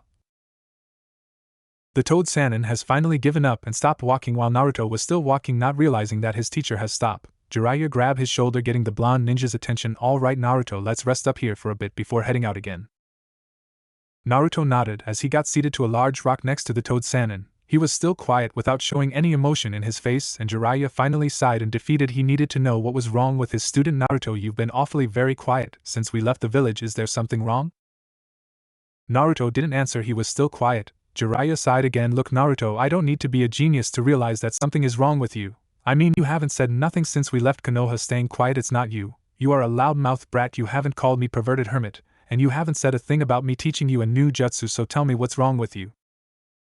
Naruto still didn't answer. Instead, he turned his head away from him, looking at the opposite direction. He sighed once more. He knew now that this was a serious matter. Whatever reason that had Naruto acting like this, it could mean that he has experienced something terrible, although he hoped that it wasn't too serious to get so worried over. He got seated on the rock with him because it was wide enough in size. He touched his shoulder. Naruto, you might feel better if you tell me what's wrong. We're going to be traveling together for a long time. Might as well start opening up to me, so what do you say? Are you going to tell me what has you so down and quiet? Naruto sighed in defeat. There was no way he was going to evade this. Jiraiya will eventually keep bugging him about it, so might as well tell him and finally get it over with. Something happened after we all made it back from the mission to retrieve Sasuke. He tried to erase that horrible memory, but it got back to haunt him. Oh yeah, everyone was safe. Some of them were injured. However, thanks to Konoha's medical team, they are finally fine and feeling well. Don't tell me that's what has you all depressed. You're blaming yourself for what happened to your companions. He shook his head. No, that's not it. I know now that it wasn't my fault. We all fought hard to rescue Sasuke, and I am happy that I brought him back to the village. I fulfilled my promise to. He couldn't dare say her name. It reminded him of her hurtful words and his horrible outburst towards her. It happened at the hospital. We were waiting outside of Sasuke's room. Then she came with Ino. She? Asked the toad Sannin with a raised eyebrow. Who are you talking about? I'm talking about my other teammate, he said softly, hating himself as the past events that occurred back at the hospital kept repeating in his head over and over again. Jiraiya smiled, knowing now who he was talking, although he find it strange that he didn't said her name. You mean the girl with the pink hair? What was her name again? Let's see. Oh, that's right, Sakura. Hearing the name of the pink-haired Kunoichi, Naruto flinched like he was just stabbed by something very sharp. Jiraiya saw his reaction, and now he had an idea what was going on. Judging from his reaction from hearing her name, and not mentioning her name, Naruto, did something happen between you and Sakura? The blonde Jinchuriki slowly nodded, not looking at the toad Sannins. He gazed at the blue sky. Before we left to go rescue Sasuke, I promised Sakura that I was going to bring him back. It was a promise of the lifetime. I did fulfill that promise. I was hoping that she was going to be so happy with me because I brought him back to her, but that's not what happened. Jiraiya watched as Naruto tightened his fist in anger, remembering that horrible day she turned me down. She rejected me because I brought him back injured. Even if he tried to kill me, she didn't care about that. She only cared that her Uchiha was hurt, and she yelled at me because of that. I understand that she was upset because she loves him very much, but she should have at least shown some concern for me. Even when I showed her the wound on my chest that I received by Sasuke, she didn't care at all. Ever since that day when we returned to Konoha with Granny and she healed Sasuke, when Sakura hugged him and cried on his shoulder, the wound I received on my heart was painful, but on that day I've made up my mind. From that day on, I chose to dedicate myself to make her happy. The most important thing that will matter is to make her happy no matter what, and now I have failed her in that completely. Jiraiya still didn't know why he was so upset until he saw it, something he thought he will never see in the blonde ninja. Tears were forming at the corner of his blue eyes. At the hospital, I snapped at her. I yelled at her, I insulted her, I told her words that were so cruel and cold. It was the most horrible thing I have ever done in my entire life. I rejected her in the worst way that no person should reject another. I broke her. I crushed the one girl I promised myself to make her happy no matter how much it will hurt me. It didn't matter to me because my heart is already destroyed by her. Naruto looked back at him with tears falling from his eyes. You know the worst part of this? That the one girl I have truly loved in my entire life since I was a kid, after what I did to her, hates me with all her might. And I deserve it. She hates me now. She despises me so much. Why does this have to hurt so much? Why, damn it, why? He couldn't hold it anymore and broke down crying hard. Jiraiya took the sobbing blonde into a conforming hug, feeling sorry for him. To think he has experienced a true heartbreaking moment, something so terrible that will destroy him emotionally. He was pretty amazed himself. After experiencing such breakdown, he managed to hold his emotions for days. Any other person would have broken down in the first day, but not Naruto. After a couple of minutes of crying, Naruto started calming down. Jiraiya broke the hug. Seeing that he was drying his tears, he gave him a friendly slap on his back. I'm sorry that you have to go through such a hard situation. I can't blame you for snapping at Sakura like that. You finally broke down. You couldn't hold it anymore, Naruto. It was going to happen sooner or later. I know she has always hated me, even if I tried to make her like me at least as a friend, but I couldn't even do that, and after what I did, she hate me till death.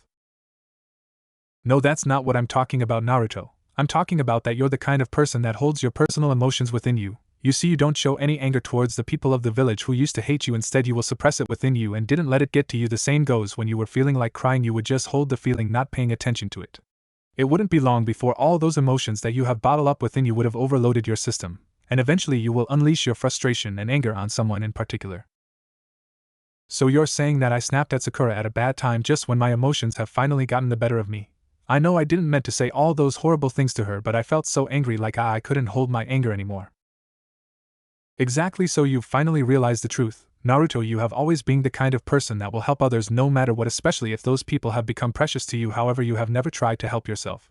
You always focus on others because you're reliable, but you have never focused on yourself or your own problems.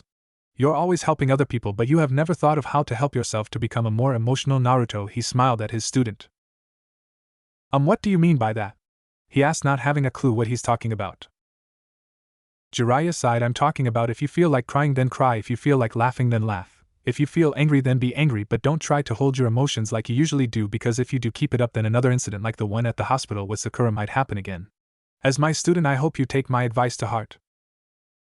Naruto was in deep thought after hearing the Toad Sannin's words. He has never been selfish in his entire life, always caring for his friends, not thinking about himself, not even once. He thought about all the times Sakura had rejected him from going on a date with him, and the punches she has given him. It didn't matter to him at first, but on the inside he was really upset, always hiding his true emotions over a fake smile. His teacher was telling the truth. He has been hiding his emotions all along, without realizing that he has learned to suppress all of his emotions into a powerful barrier, ignoring what he truly feels and continue to live his life to the fullest. Naruto gazed into the distance, not looking at any place in particular. I guess you're right, perverted hermit. I didn't realize myself that I was holding my emotions so well. I mean, every time Sakura rejected me and hit me, I felt so angry with her, but I pretended to be happy like nothing has happened. She didn't have to treat me like that. Instead of saying no, I just don't understand women at all. Jiraiya chuckled, giving him another friendly slap on his back. Yes, understanding women is one of this world's biggest mysteries. I, the Toad Hermit, have learned a lot about them over the years, so let me shine some knowledge about them to you. You see, Naruto, girls at the age of Sakura don't know what they want in a boy, and they chose to follow the crowd. So she chose to like Sasuke because of what the people thought about him, since he was the last of the Uchiha clan, and they praise him as a hero. Eventually Sakura, along with other girls, like him because of his reputation and his mysterious attitude, but they didn't like him as a candidate to find true love. It's just a silly schoolgirl crush. So this is the truth, young girls. They don't know what true love is until they find out when it's too late. There, with this knowledge I have given you, I hope you passed it on to the next generation of men so they can understand women better.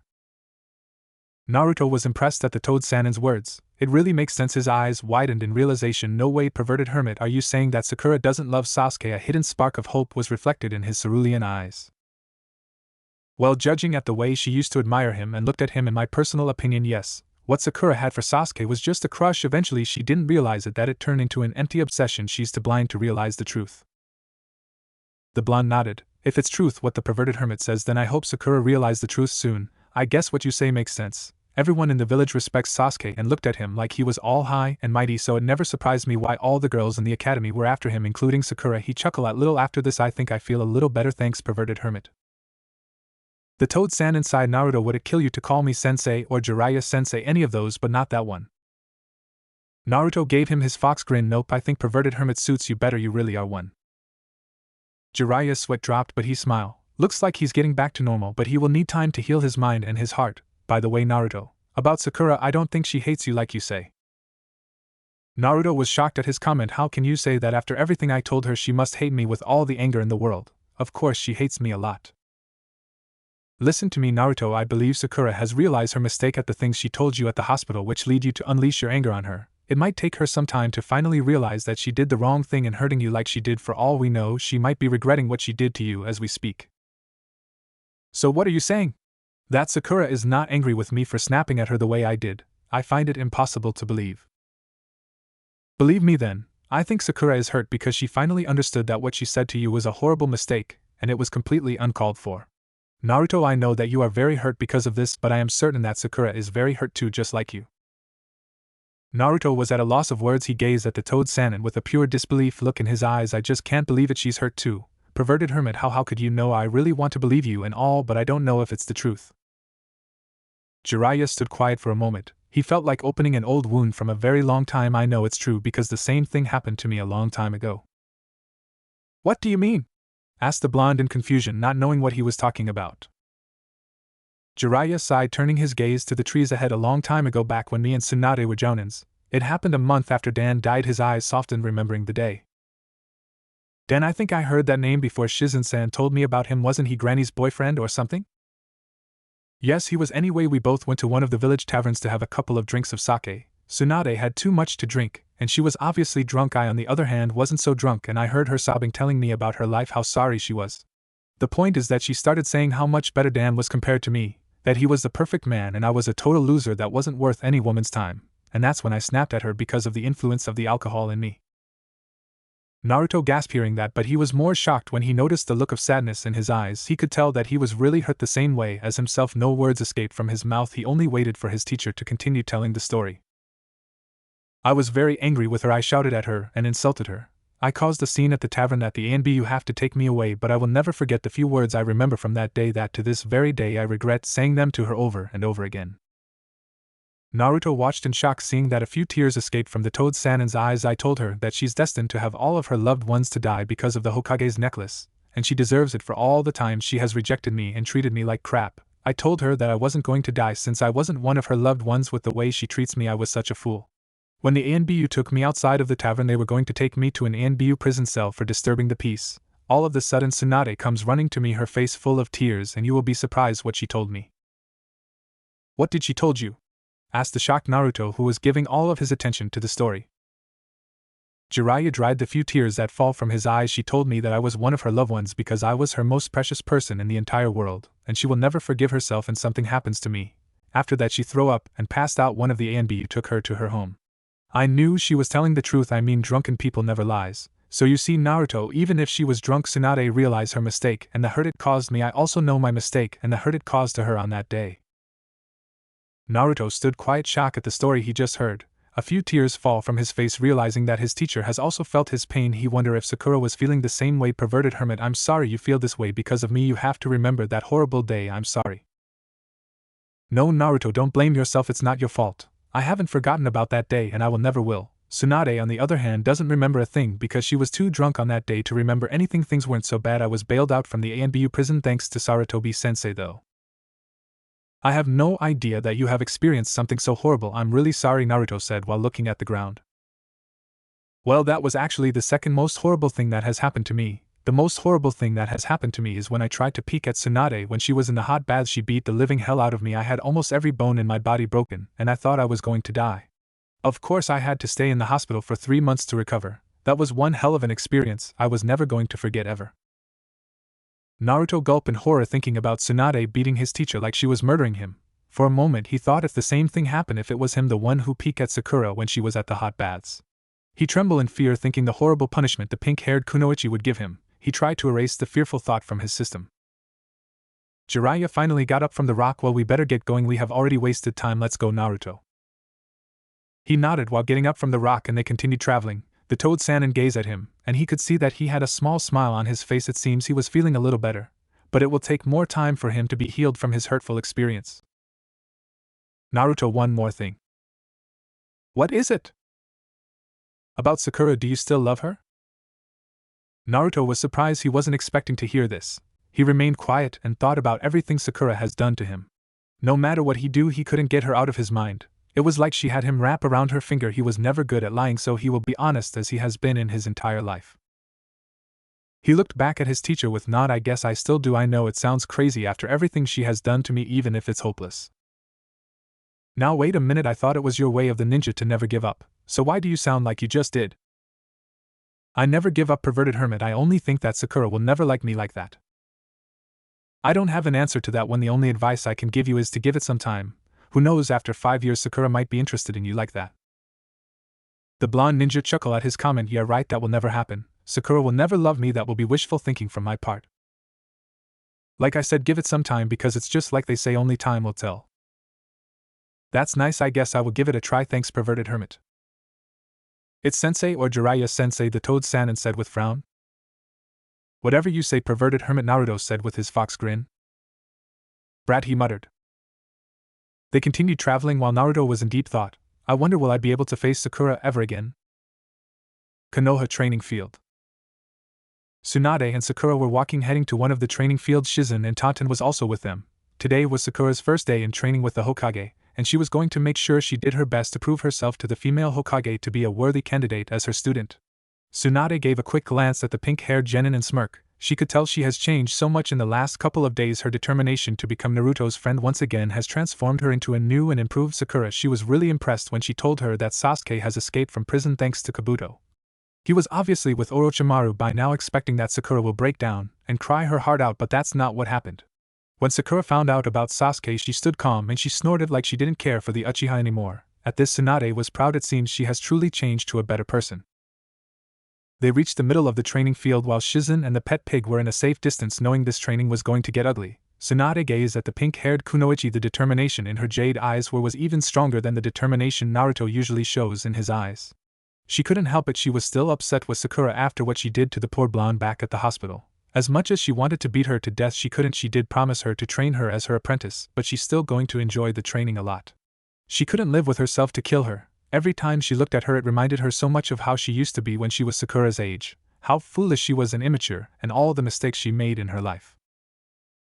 Shizen was nervous. She knew Tsunade better than anyone, and she could tell that she was still angry with Sakura. She was hoping she didn't kill her, knowing how dangerous her temper is. The last thing she wanted is for her teacher to become a murderer of a 12-year-old genin. She watched carefully along with Tonton, who was nervous like her. Tsunade-sama, please be careful. Go easy on Sakura. Don't do anything you might regret. Tsunade focused the chakra in her hands so she can suppress all of the chakra in her body in order to cut her insane strength in half. This was training after all, and she didn't want it to go overboard with the genin even if the thought of killing her was still in her mind. Are you ready, Sakura? She gave a playful smirk. She nodded nervously, trying to remain calm, but she couldn't. This training was going to be the hardest thing she has ever faced in her entire life as a ninja. She took a battle stance she couldn't lose. This training was very important to her in order to become strong and regain her friendship with Naruto. She wanted to prove to him that she can be a worthy ninja to protect the village like a true ninja of Konoha. Yet here she was about to go one-on-one with one of the legendary Sanins. Either she was insane, or she has a death wish. The only thing she did is to take a kunai from her hostler ready to face the female Hokage. I am so screwed, Inner Sakura said while trembling. Here I go, Sakura, Tsunade said, charging at her with great speed. Sakura froze to dodge the attack because of the speed, but she took a blocking position with her kunai. Tsunade punched the ground, destroying it, sending Sakura flying to the ground. Sakura got up only to see above the ground launching an attack with her leg. Sakura ran for her life as the blonde Hokage used her painful sky leg to create a crater. However, Sakura was caught by the force and sent her back to the ground. Sakura quickly threw her kunai. Tsunade dodged it, and she counter-throwing a Saban needle hitting her. Sakura gasped. As soon as she was hit by the needle, she felt her left arm numb, and she couldn't move it. What's going on? Tsunade-sama, why can't I move my arm? That Saban needle I hit you with had a special poison that paralyzes the muscles. You won't be able to move your left arm for a while. She gasped, seeing the disadvantage she had against the slug Sanin. What, Tsunade-sama, you can't expect me to fight you like this. I don't stand a chance, even more like this. This is also part of the training. Sakura endurance is one of the main elements to survive in a fight. She took more Saban needles ready to fire them. Sakura was quick as she took another kunai with her right arm since her left was numb thanks to the poison Tsunade used on her. She quickly blocked all of the needles with her kunai, but she didn't saw the blonde woman charging at her with a punch. Tsunade punched the ground, causing another crater. The force of the attack sent her crashing to the ground. She tried getting up, but it was useless. She was in too much pain. She has only been sparring with her for a couple of minutes, and she has already reached her limit. She was truly weak. She should at least last a little longer against her, but then again she was a Sanin, and she was only a genin. Sakura was hit by one of Tsunade's punches and she was sent flying, hitting the ground a few feet away. Shizen gasped along with Tonton. She was hoping that she didn't go overboard, but looks like she was wrong. Tsunade went to the injured Sakura, who could barely get up after receiving that punch. She was bleeding and she had a lot of bruises. She could clearly tell that she couldn't continue anymore. What's wrong, Sakura? Are you done? She asked in concern, expecting that she would give up. To her surprise, the pink-haired genin was slowly feeling the pain of her injuries. She gazed at her new teacher with the same determination reflected in her jade eyes. No, I'm not done yet, Tsunade-sama, please let's continue. You're kidding, Sakura, look at you, you're a complete wreck. You can't fight anymore, your injuries are too severed. This training session is over. Shizen, take her to the hospital. The raven-haired woman nodded as she went to the fallen genin's side. Come on, Sakura-san. No. Tsunade and Shizen looked at the pink-haired Kunoichi, who was now back at her feet. She tried to stand up so she can continue with the training. I can still fight, I won't give up. Sakura, I won't repeat myself again, you can't continue anymore, you're in too much pain and your injuries need medical attention, the training is over for today, Shizen, please get her out of here. Yes, you're right, Tsunade-sama, I am in pain.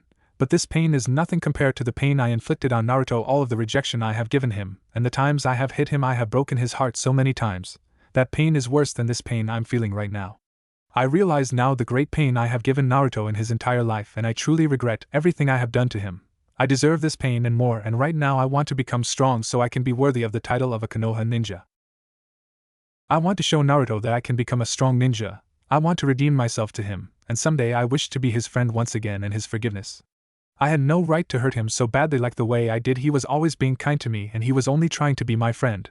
That's why I want to forge my bonds with him once again, so Tsunade-sama, I will never give up, I want to continue with the training.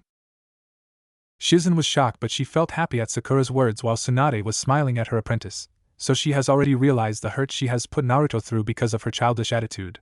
Maybe there is some hope for her after all. Sakura, that was a heartwarming speech, but there will be no point to the training if you end up dead in the process. We will continue with the training once you're all healed. Oh, she said, feeling relief, then I guess I can take a little nap. She then fell unconscious on the ground. Both women went to her side. Let's get her to the hospital immediately, Tsunade said while Shizen nodded. They left the training field while Tsunade smiled at Sakura's determination. Her first day of training, and I'm already proud of her. I have a feeling that she will become even better than me. Forest, somewhere in Fire Country territory. Jiraiya and Naruto have finally decided to stay for the rest of the day. They couldn't afford an inn to stay since Jiraiya didn't have any money and Naruto didn't have enough to afford a room, much to his annoyance. He wasn't happy. He always reserved some money from the share he received after completing a mission. Unfortunately, eating a lot of bowls of ramen from Ichiraku's can empty his toad wallet in no time without realizing it. So he didn't have a choice but to spend the day sleeping in the great outdoors. Since it was still in the middle of the afternoon, Jiraiya decided to begin the big training schedule he has in store for the blonde. And what better way to start with a sparring match? They were a couple of kilometers away from their campsite. Both were standing off staring at each other. Jiraiya smirked, wanting to see what Naruto's true potential is. Of course, he knew he didn't stand a chance against him, but it was worth to have a match with the blonde ninja. For Naruto, the sparring match was very important to him. He has been dying to fight the perverted Sannin for a long time now. Having the idea that he was going to hold back, he was going to make sure that he fights him everything he has. He took a fighting stance, ready to fight one of the legendary Sannins, Jiraiya the Toad Sannin. Well, Naruto, I hope you're ready. I have to see what you're capable of if I'm going to teach you everything I know. I have to be careful though, if he wastes all of his chakra then he might use the Kyuubi's chakra. If that happens, things will get complicated. You bet I will show what I can do, perverted hermit, but you have to promise me that you will go all out. Jiraiya smirked at his comment. Fine, but don't whine if I beat you badly. You're on, perverted hermit. He made a cross-hand seal shadow clone jutsu. Jiraiya saw 10 Naruto clones appeared. He smirked. This is how he always fought. Using the shadow clones jutsu is not a bad move, kid, but if you used it too often the enemy will find a way to find your weakness. The clone charged at him, throwing their kunai, but he blocked them all out, throwing shuriken. Naruto used shadow clone jutsu again, making another 10 clones. Jiraiya wasn't intimidated by the sheer numbers, until he saw that 10 clones have transformed into a giant shuriken. The other 10 clones took the shuriken, and they throw it at him. Jiraiya smirked at his tactic. Not bad, kid, but not good enough. He made hand seals earth-style earth wall jutsu. The ground lifted high, creating a tall wall. The shuriken hit the earth wall, however it wasn't going to stop Naruto. The real Naruto climbed the wall with his feet, using his chakra to climb the wall. He was thankful that Kakashi taught him the tree climbing exercise, even if that was the only thing the masked Jounin taught him. He was also thankful for the closet pervert Ebisu, who taught him the water walking exercise. He reached the top, shocking the Toad Sannin a lot, not expecting him to come here. He launched a punch, but Jiraiya dodged it, and with a grin he made hand seals. Ninja Art Needle Jaizu. His long white hair turned into the skin of a porcupine. With Naruto's punch hit the sharp needles and he started screaming pain. He was wide open for an attack. Jiraiya punched him, sending him falling from the earth wall. Jiraiya dispelled the earth wall, seeing that the blonde was still in the ground with a goofy look on his face, seeing stars. However, Naruto snapped back and got up, facing the Toad Sannin. Not bad, Naruto, you're holding up against me well so far. You haven't seen nothing yet, perverted hermit. He made a cross-shaped seal. Not this time, kid. He quickly formed hand seals ninja art Dark Toad Swamp. Suddenly the whole ground was destroyed, and it was replaced by a dark water lake. Naruto fell on the water, unable to make his shadow clone jutsu. He gasped, seeing that he was sinking into the water. Hey, what's going on? I'm using my chakra on my feet to stand on the water and instead I'm sinking. Why? Jiraiya smirked. Sorry kid, but this isn't ordinary water, this is the Dark Toad Swamp. The substance is very sticky, completely different from water. No matter how much chakra you focus on your feet, you won't be able to stand. You see, Naruto, standing on the Dark Toad Swamp is a lot complicated than standing on water. I have no problem standing because I have mastered the exercise. You are in a big disadvantage here, you can't move properly, making you a big target for any incoming attack.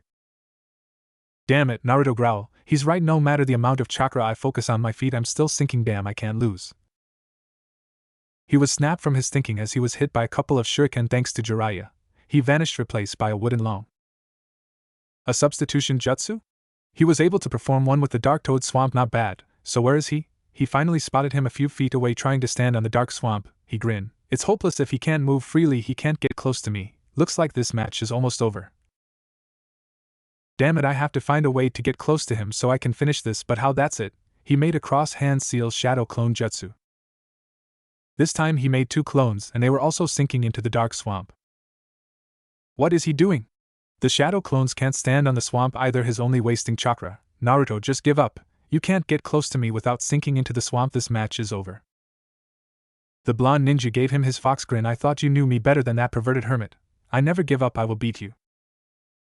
Jiraiya smirked. Same as always, I have a second Minato. Fine brat, but it's not my fault if you get injured. Suddenly one of the clones started forming a Rasengan on the real Naruto's right hand. Looks like he was planning to win the match with the A-rank jutsu the Toad Sannin taught him.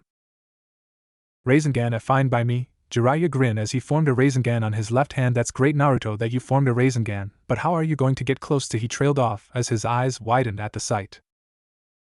The second clone that Naruto created grabbed his free hand and threw him right at him. The Toad Sannin was shocked. He used one clone to create a Rasengan and the other to push him forward. That's how he figured out how to get close to me. He didn't waste time seeing that Naruto was heading straight at him with Rasengan in hand. It seems the match was going to end with a collision of 2 powerful jutsus. Rasengan. Rasengan. Boom. An explosion occurred at the collision of the 2 powerful jutsus. Naruto was sent flying far away from the Toad Swamp, hitting the ground. Jiraiya sighed as he dispelled the Toad Swamp and went after his student. He was smiling at the performance of the blonde. He was able to hold on against me for a while. He's strong, but he can get even stronger. This sure brings back memories. He's just like Minato. As he reached the fallen body of Naruto, he smiled again, feeling very proud of him. Before he went to pick him up, he vanished in a cloud of smoke, shocking him a lot. What, impossible, that was a shadow clone. But I beat the real one. Then he must have switched places with a clone before landing on the ground. Then where could he be? No, behind me. When Jiraiya turned around, he saw Naruto forming a hand seal eye when transformed. Naruto has transformed into his sexy older naked female version. Jiraiya's obvious reaction was falling on his ass with a nosebleed that looked like a fountain. Naruto changed back, giving the victory, saying, "Ha, I did it, I won, I beat the perverted hermit. I knew I was going to beat you with my sexy jutsu, it was my trump card from the very beginning." Jiraiya was still recuperating from watching the arousing sight of the naked girl Naruto. He was feeling so embarrassed. Who would have thought that Jiraiya, the Toad Sannin, and one of the legendary Sannins, would be defeated from watching a naked woman? Of all the possibilities, this wasn't the defeat he was expecting to happen. Then again, Naruto is the most unpredictable ninja in Konoha.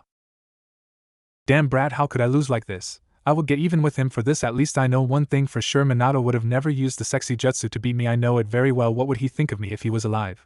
I know that he will be laughing his ass off. Konoha Hospital. Sakura was in one of the rooms. After 4 hours of being unconscious, she finally woke up feeling very hungry, but unfortunately the food of the hospital was horrible, and she didn't like it one bit.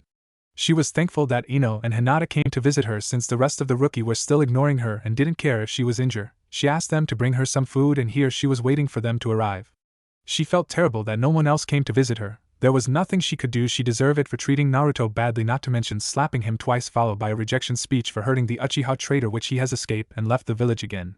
She wondered if she could gain their trust once again. She needed to redeem herself to Naruto and everyone else, and the only way to do that is to become a strong ninja. Then maybe someday she can be forgiven for her mistakes. The door to the room opened, revealing Ino a paper bag and Hinata with a flower. Sakura smiled at her friends but kept her eyes on the paper bag because that's where the delicious aroma of food was coming from. Ino's sweat dropped seeing her best friend drooling like a dog with huge hunger. Here, forehead, I brought you the food. Just don't complain. I didn't have enough money to buy you a fancy meal. Give me, Sakura said like an eager little kid in Christmas morning. Ino gave her the paper bag and Sakura ripped it open, revealing a big bowl of ramen from Ichiraku's. For a moment she stood still staring at the bowl of pork ramen. Her eyes softened a little. Just staring at the ramen reminded her of Naruto. She remembers the night Sasuke was going to leave the village she was at Ichiraku's with Naruto. She admitted that she had fun with him at the ramen stand. She has enjoyed it secretly, not wanting to admit that she had fun eating with the blonde. However, she was snapped from her thought from the sound of her stomach growling in hunger. Without thinking twice, she grabbed the chopsticks and started devouring the ramen, while Ino and Hinata sweat dropped at the scene. Hinata put the flower she brought her to the crystal vase next to her bed. Here, Sakura-san, I hope you like it. Ino shook her head, seeing the pink-haired genin eating the ramen like there's no tomorrow. Forget it, Hinata, I don't think Sakura can hear you. She's only focused on stuffing her face with ramen. Oh, thanks for the flower, Hinata. I really appreciate it that you're taking your time to come and visit me since everyone else don't care that I'm here, Sakura said with her mouth full of noodles. Both Kunoichi's sweat dropped. For crying out loud, Sakura, don't eat with your mouth full, Ino said. Oops, sorry, she said while some noodles fell from her mouth. Ino's sweat dropped. And she calls me pig. She's the pig nose, she's the forehead pig. Oh, that is hilarious. I have to write that one down. She was chuckling a little while Hinata looked at her confused, not having a clue what she was thinking about. Sakura finished the bowl in a matter of seconds. She felt so happy while she accidentally burped, causing the Kunoichis to sweat dropped at her manners. Oh yeah, that hit the spot, baby. Damn, that ramen tasted so good. No wonder Naruto is so addicted to it. Want another bowl, forehead? Ino asked with a smirk. Oh no thanks, I'm full. Yeah, I really needed that. Anyway, thanks again for the flower, Hinata. At least someone actually cares for me. Don't worry, Sakura-san, Ino-san also cares for you, the Hyuga heiress said. What do you mean, Hinata? I'm still angry with forehead for what she did to Naruto. I'm just supporting her because she's my best friend, that's all. And I really appreciate it, Ino pig. I knew training with Tsunade-sama wasn't going to be easy. Just look at me, my first day, and I almost got killed. Tsunade-sama said that all of your injuries have been healed, but you will have to stay here for a couple of days before continuing your training with her, Ino said. Yeah, those are good news. I just hope I don't end up in the hospital again every time I trained with Tsunade-sama. If that's true, then I'm really going to have a hard time with this training. Well, I believe you can do it, Sakura-san. You are strong, Hinata said with a smile. The pink-haired genin smiled. Thank you, Hinata. It's a miracle you don't hate me like everyone else for what I did. After all, you like Naruto. I thought you will hate me the most. The Hyuga heiress shook her head. No, I don't feel angry. I can see now that you have regretted everything you have done to Naruto-kun in the past and present. You have realized your mistakes, and now you are trying to find to correct them. The only way for that to happen is if Naruto forgives you, Ino said. Sakura sighed. I wonder if he will ever forgive me. If I was Naruto, I would have never forgive for everything I have done to him. But you're not, Sakura-san. I think Naruto-kun will forgive you. He's not the kind of person to hold a grudge with anyone, especially if it's you. He just needs time to think. These 5 years he'll be away from the village is the time he needs to think. When he returns, he will forgive you, Hinata said. I know that you're being positive, Hinata, but with the way he snapped at her, I don't think he will forgive her so easily. I mean, you were there when it happened. Even if you fainted, Naruto was really angry, and I have never seen him so angry in my entire life, Ino interjected. Ino-san, aren't you supposed to be Sakura-san's best friend? You have to believe that Naruto-kun will forgive her, the Hyuga said in a scold. She's right, Ino pig, you're supposed to be positive with me, Sakura said with a sweat dropped. Hey, didn't you hear me before? I'm still angry with you and I haven't forgiven you for rejecting Naruto. I understand, Ino, she said while sighing. She started staring at her empty bowl of ramen and smiled, thinking about the blonde ninja. I wonder, Naruto must be screwing up on his training as usual, but I know he always works hard. I believe he can do it. Hinata smiled at her comment while Ino was shocked. She was still not used to hear her best friend supporting Naruto instead of supporting a certain traitor. It was really hard to believe that she has changed already from a crazy Sasuke fangirl to a kunoichi who wants to regain the friendship of her blonde teammate whom she used to mistreat and reject. Now here she was trying to get strong in her training to prove herself to Naruto. Yes, Naruto-kun is always training hard to become strong, Hinata said with a faint blush on her cheeks. And speaking of Naruto's training, you must be really going crazy, Hinata, not seeing Naruto in 5 years. Hinata's eyes softened. I guess you're right, Ino-san, but I know he will be back. Besides, I'm not going to stand and do nothing while Naruto-kun is training hard. I'm also going to train hard and become strong for him. Yeah, don't forget to ask him on a date when he returns, Ino said with a smirk. Hearing that, Hinata blushed bright red while Ino laughed. She gazed back at Sakura, but she noticed that she had a hurtful expression on her face because of her comment. Hey, you okay, Sakura? Huh, oh yeah, I'm fine, Sakura smiled, while she smirked back at the blushing Hinata. Just make sure not to faint when Naruto returns. Hinata twiddled her fingers a little. I'll try, it won't be easy. One of the nurses entered the room. Sakura-san, your mother is here to see you. Mom is here, okay, tell her to come in. The nurses nodded and left the room. Mrs. Haruno entered smiling at her daughter. Oh, there's my sweetie, I heard what happened to you. I came as fast as I could. Hello, Mrs. Haruno Ino greeted the older pink-haired woman. Hello, Haruno-san, Hinata said with a bow. Oh, hello girls, glad to see you visiting my daughter. Well, Sakura, I have to go back to the flower shop. I'll see you later, Ino said. Me too, I have a team meeting. I don't want to keep Kibakuin, Shinokuin, and Kurinai-sensei waiting. By Sakura-san, Hinata said. Bye guys, Sakura said, seeing that the two kunoichis have left the room. Mrs. Haruno was still smiling at her daughter. Look at you, I'm very proud of you. Who would have thought that my own daughter would be training under the Hokage? I know you will become a great medic ninja just like Tsunade-sama. Thanks, Mom. I have realized that being a ninja is a serious job, and I have learned that as a ninja of Konoha it's my duty to protect the village and give my life for its safety. You have learned so much, sweetie. I am the proudest mother ever. First you finally reject the demon, and now you become Tsunade-sama's apprentice. Hearing the first part, Sakura's jade eyes hardened like stone. What are you talking about?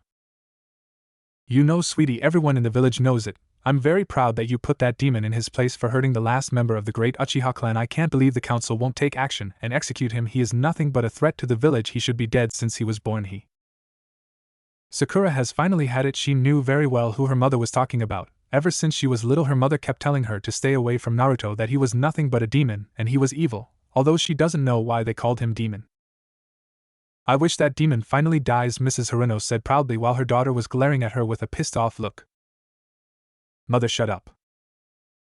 Mrs. Haruno looked at her daughter, shocked at her sudden outburst. What's wrong, sweetie? Sakura glared at her mother. If you ever disrespect Naruto again in my presence, I will never forgive you. Do you hear me? Mrs. Haruno was upset. How can you defend that demon? He is not a demon. He has a name. It's Naruto. He is a ninja of Konoha and my teammate, and he has proven to be a worthy ninja of this village, so I suggest you show some respect for him. Never, she shouted, shocking the pink-haired genin. I will never respect him. I'd rather die. Sakura was still shocked. Why, mother? Why do you hate him so much? What did he ever do to you for you to hate him so much? You have always told me to never get near him, that he was a demon and he was evil, but you are so wrong. Over the years that I got to know him better, I realized that he was a great person and a friend. I was the fool because I was never worthy to have him as my friend in the first place. Mrs. Haruno stood quiet, not believing what she was hearing from her own daughter. For a moment she wanted to tell her the truth about Naruto, who he really was. It was tempting, but she couldn't do it, no matter how much she wanted to tell her the truth so her daughter could hate him too. She couldn't break the law of the third Hokage. Instead, she crossed her arms in an arrogant manner. I just hate him because I feel like it. I'm not the only one. The entire village hates him too. I know, mother, I'm not stupid. I can tell by the looks the villagers used to give him, but you know what, ever since Naruto defeated the sand monster at the Chunin exams, the village has started respecting him and accepting him as one of our own.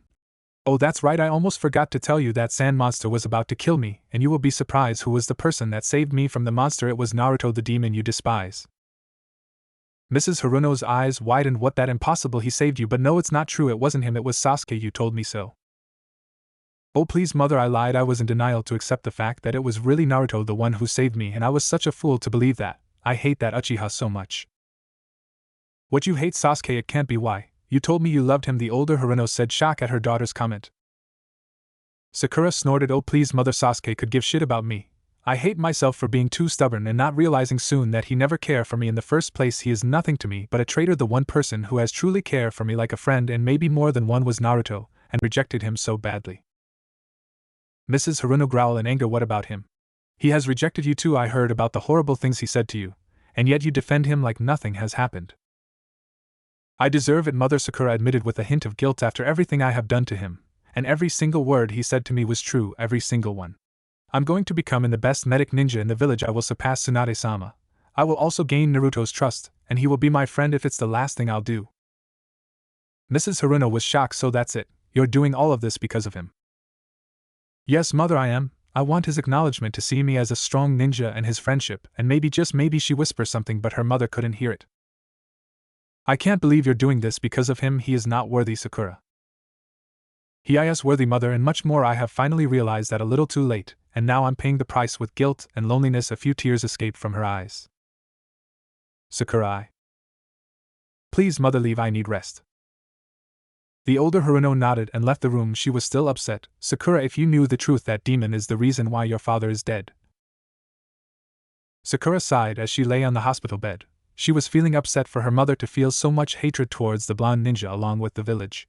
Now she has been wondering why the villagers hated Naruto so much. She was really happy that a lot of the villagers are starting to like him and respect him. But why did they hated him in the first place? She knew he used to be the village prankster, but his pranks weren't something that would make someone hate him to death. She calmed herself as she relaxed on the bed. Trying to think about it was really frustrating her. She pushed those thoughts aside and closed her eyes, trying to get some sleep.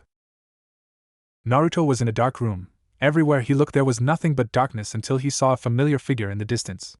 His eyes widened seeing Sakura on her knees. He felt his heart shatter when he heard that she was sobbing loudly. He slowly walked towards her, feeling scared. Was she crying because he ended up injuring Sasuke to bring him back to the village? If that's the case, then he will have to keep his distance. Sakura may want to yell at him, and she will probably slap him again. Naruto, Sakura said between sobs, why do you hate me? I thought you were my friend. She finally lifted her face to him, making the blonde gasp in shock. Sakura was crying tears of blood. Why do you hate me, Naruto? I didn't mean to yell at you for hurting Sasuke, so please help me. Naruto stood still, too shocked to say a word. He was too shocked about her blood tears. It was impossible for a human to cry blood. Sakura, I see you hate me. I can't blame you for hating me so much. I understand. Then I will disappear forever, Naruto. Naruto gasped seeing that Sakura took a kunai, pointing it to the location of her heart. He felt his heart reaching his throat in pure fear. Sakura, what are you going to do?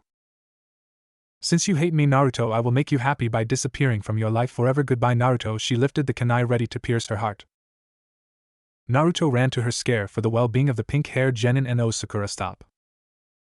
But it was too late. Sakura stabbed her heart with the kunai, falling to the ground dead. Sakura, shouted Naruto with tears falling from his eyes. He went to her body, seeing the pool of blood surrounding her body. He gently picked her body, crying before he finally broke down. Naruto woke up from with a startle, his heart beating rapidly along with his breathing. His face full of sweat, he finally realized that it was just a horrible nightmare. He was back at the campfire with Jiraiya snoring a few feet away from him. He sighed in relief. The nightmare felt so real and he didn't want it to come true. But what if it was a sign that this could really happen to Sakura, because he eventually thought that he hated her. After the things he said to her back at the hospital, anyone will believe that he hated the pink-haired genin. Silent tears fell from his eyes thinking about her. If she kills herself because she believes he hates her, and kill herself, he will never forgive himself. I don't hate her, but Sakura believes I do. What am I going to do? I can't turn back time and change what happened at the hospital. Yet I can't face Sakura. I'm not ready to face her yet, and even if that's the case, I don't want her to try and end her life because she thinks I hate her. Damn it, why does this have to be so complicated? Suddenly he heard an evil chuckle in his mind. He recognized that chuckle and voice very well. It was the demon sealed in him, the voice of the Kyuubi. You truly are pathetic, kid. Go away, Fox, I don't want to listen to you. Why are you so depressed? Is it because of her? That pink-hair bitch deserved it. Shut up, I won't let you insult her in my presence. It's the truth, kid. What you told her was the truth. Everything you told her was true, and she deserves it for all the hell she has given you. She is not worthy. She is the most pathetic human I have ever met. Naruto growled, I'm warning you, Fox, stop insulting Sakura. After everything she has done to you, yet you still defend her. You are pathetic just like her. Even for me, a demon knows that you have been too kind to a human like her who didn't deserve or was never worthy of your kindness. She hasn't even said thank you to you for saving her life from being killed by Shikaku's vessel, or when you saved her from drowning. Naruto stood quiet for a moment, knowing that the words of the fox demon were true. While the Kyuubi was very amused, he wanted to continue to push his buttons. What about when you brought her the Uchiha back to the village? Did she said thank you to you? And oh, she slapped you twice and called you a dead last and that you were inferior to the Uchiha. Just face it, kid, she hates you a lot. You could be the last man in the world and she will still hate you. Shut up now, I don't want to hear you anymore. I can help you. How about killing her? That will fix your problems. Hee. Leave me the hell alone. He finally broke the mind link with the demon fox. The last thing he heard was the Kyuubi's evil laughter. He got up from the campfire and walked out to get some fresh air. He reached a small clearing in a grassy field. He gazed at the night sky. It was filled with stars. Just looking at it reminded him when he used to look at them when he was in Konoha. He saw the full moon. It was big and beautiful. Looking at it made him felt relaxed. At least he felt more calm, curing his anger and frustration caused by the Kyuubi's cold words. He gazed at the pale moon. Only one person came to his mind just by looking at the moon. Sakura.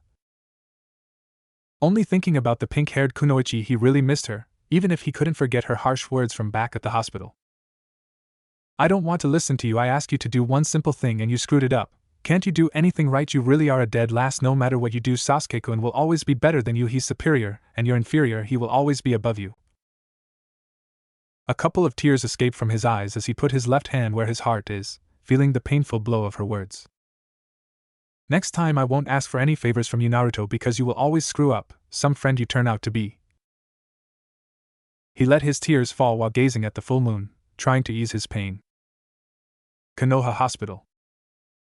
Sakura has woken with a startle while her whole face was full of tears. She couldn't sleep. She just had another dream about Naruto, and it was really horrible. She dreamed that he was on his knees crying in tears of blood, repeating that why she hated him over and over again. The mere sight broke her heart, while feeling so much pain for the blonde.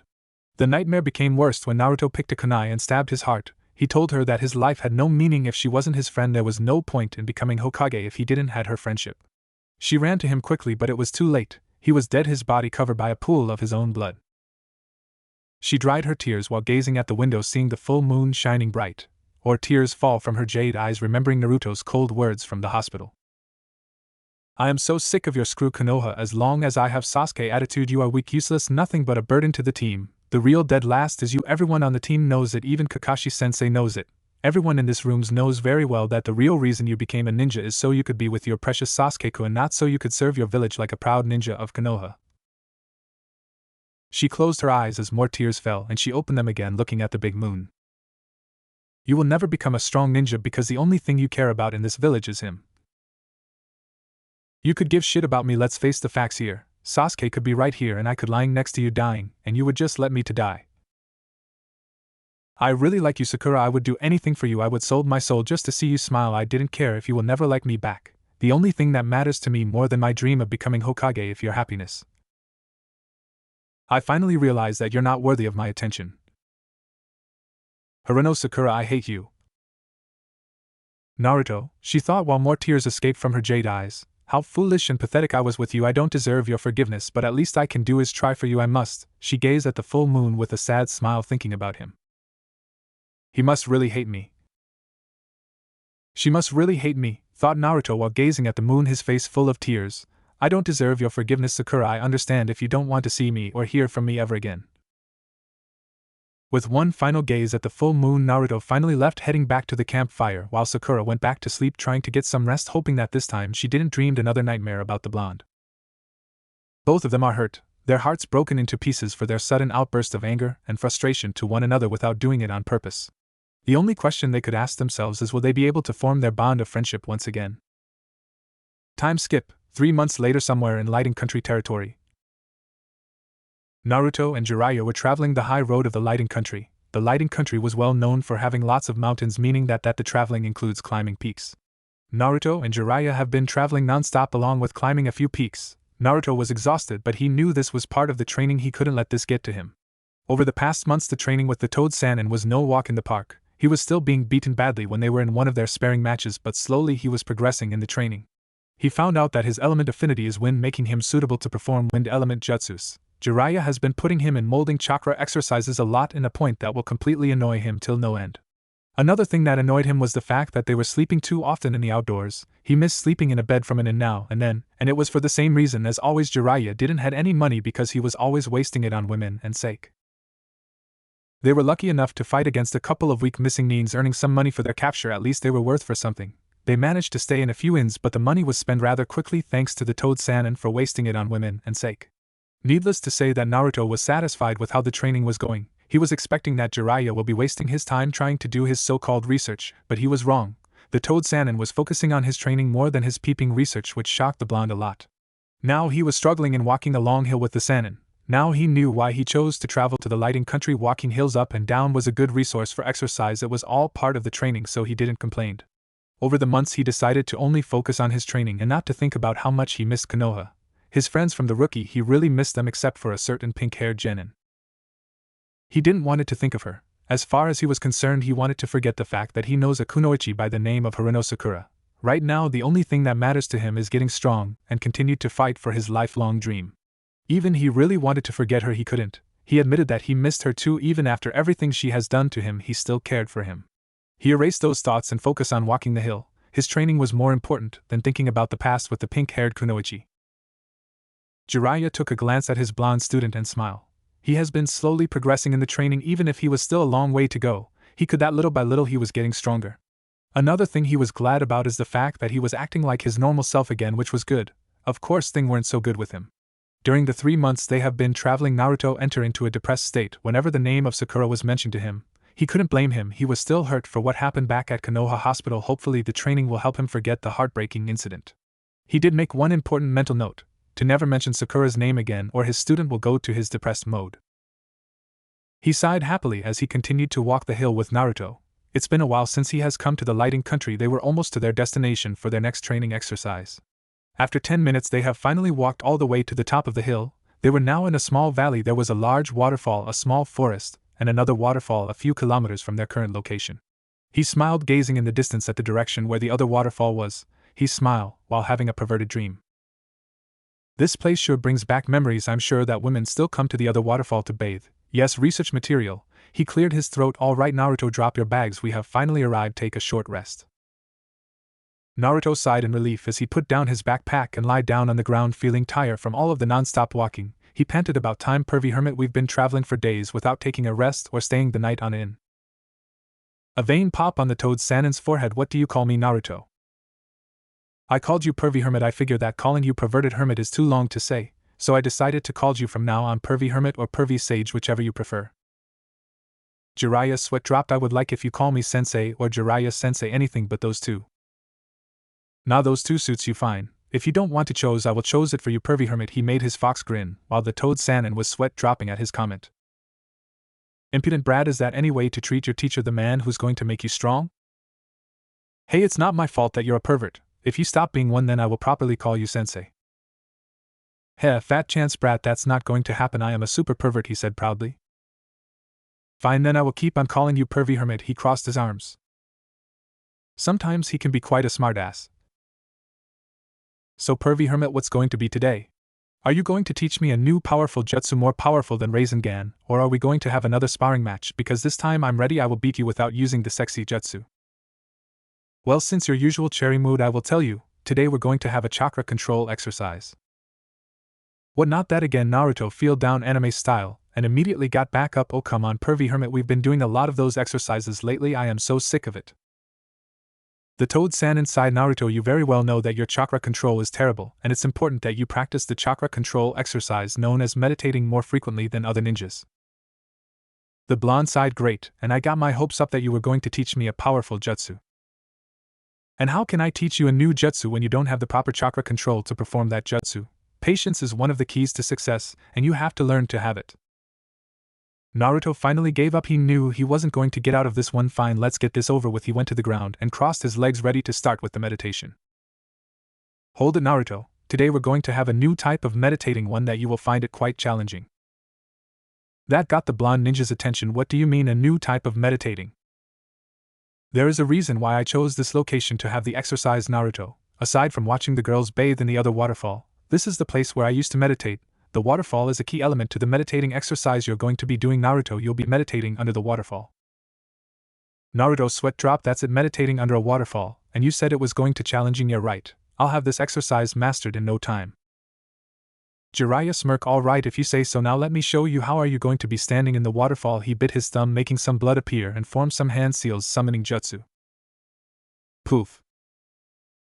When the smoke cleared, a green medium-sized toad appeared. All right, Naruto, my friend here will take you to the waterfall, and you'll meditate on top of his head while the water will hit your body. Are you ready? Piece of cake, pervy hermit, this will be too easy. He removed his orange jumpsuits and the rest of his clothes, leaving him in his green boxers, while Jiraiya was smirking. We'll see about that. You're going to find out that is not as easy as you think.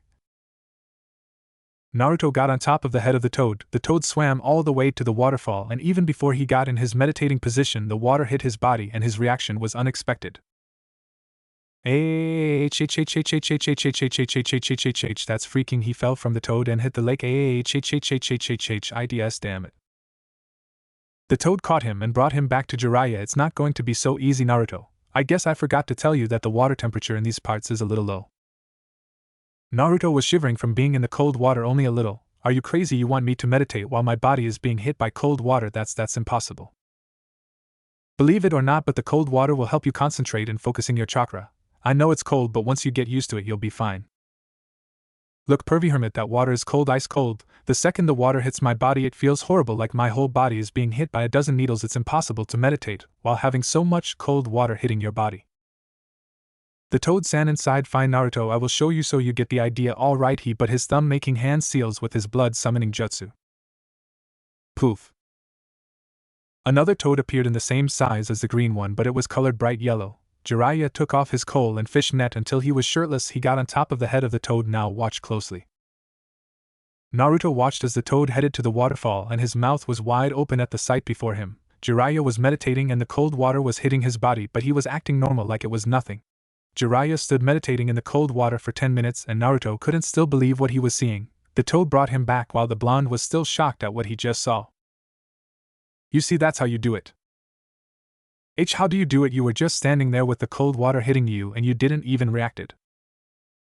It takes practice, but my advice is to ignore the cold and just focus on the meditation. Ignore the cold? Are you kidding? That water is freaking cold. How do you expect me to meditate without feeling the cold water? It's not just possible. Whoa, hold it, I didn't said anything about not feeling the cold. Of course you will feel the cold water. But believe it or not, the cold water helps you focus on the meditation, and the more relaxed you are, the more chakra you can gather and control. This is the best exercise for chakra control. Damn, I can't believe I have to do this exercise. I preferred anything but this, he sighed. Stop whining, you need this a lot, Naruto. On the other hand, if you have perfect chakra control like your teammate Sakura, there was no need for you to do this exercise at all. And oh crap, Naruto. His sweat dropped, realizing that he just said the forbidden word. Mentioning the pink-haired Kunoichi's name, Naruto went to his depressed mode, sulking in a corner. He saw a dark cloud getting near him and started raining on him. Although he was back to normal, he still couldn't forget what happened at Konoha Hospital. I really have to be careful not to mention Sakura's name anymore. Her name is taboo for Naruto. He sighed. That's enough, Naruto, let's continue with the exercise. Do it again, and this time I will be with you. The rain cloud vanished while the blonde got back up and nodded. He was finally out of his depressed mode. Right, I'm ready. He climbed up to the green toad's head. Jiraiya and his toad went back to the waterfall, going to his meditate position. Naruto followed on his toad. He touched the cold water of the waterfall. Goddamn it, that's cold, he felt from the toad hitting the water of the lake and left running like crazy. It's too cold. The toad-san in sweat dropped while sighing. This is going to be a long day. Konoha Library, Fire Country Territory. Sakura was picking a couple of books about medicine. This was part of her training with Tsunade. She has asked her to pick all kinds of books about the human body and medicine. She needed to read them all carefully and study them. This was another step she needed to take to become a good medic ninja. During the past 3 months, Sakura has been progressing slowly in her training. She still couldn't pass the physical training against the slug-san and earning her a couple of trips back to the hospital.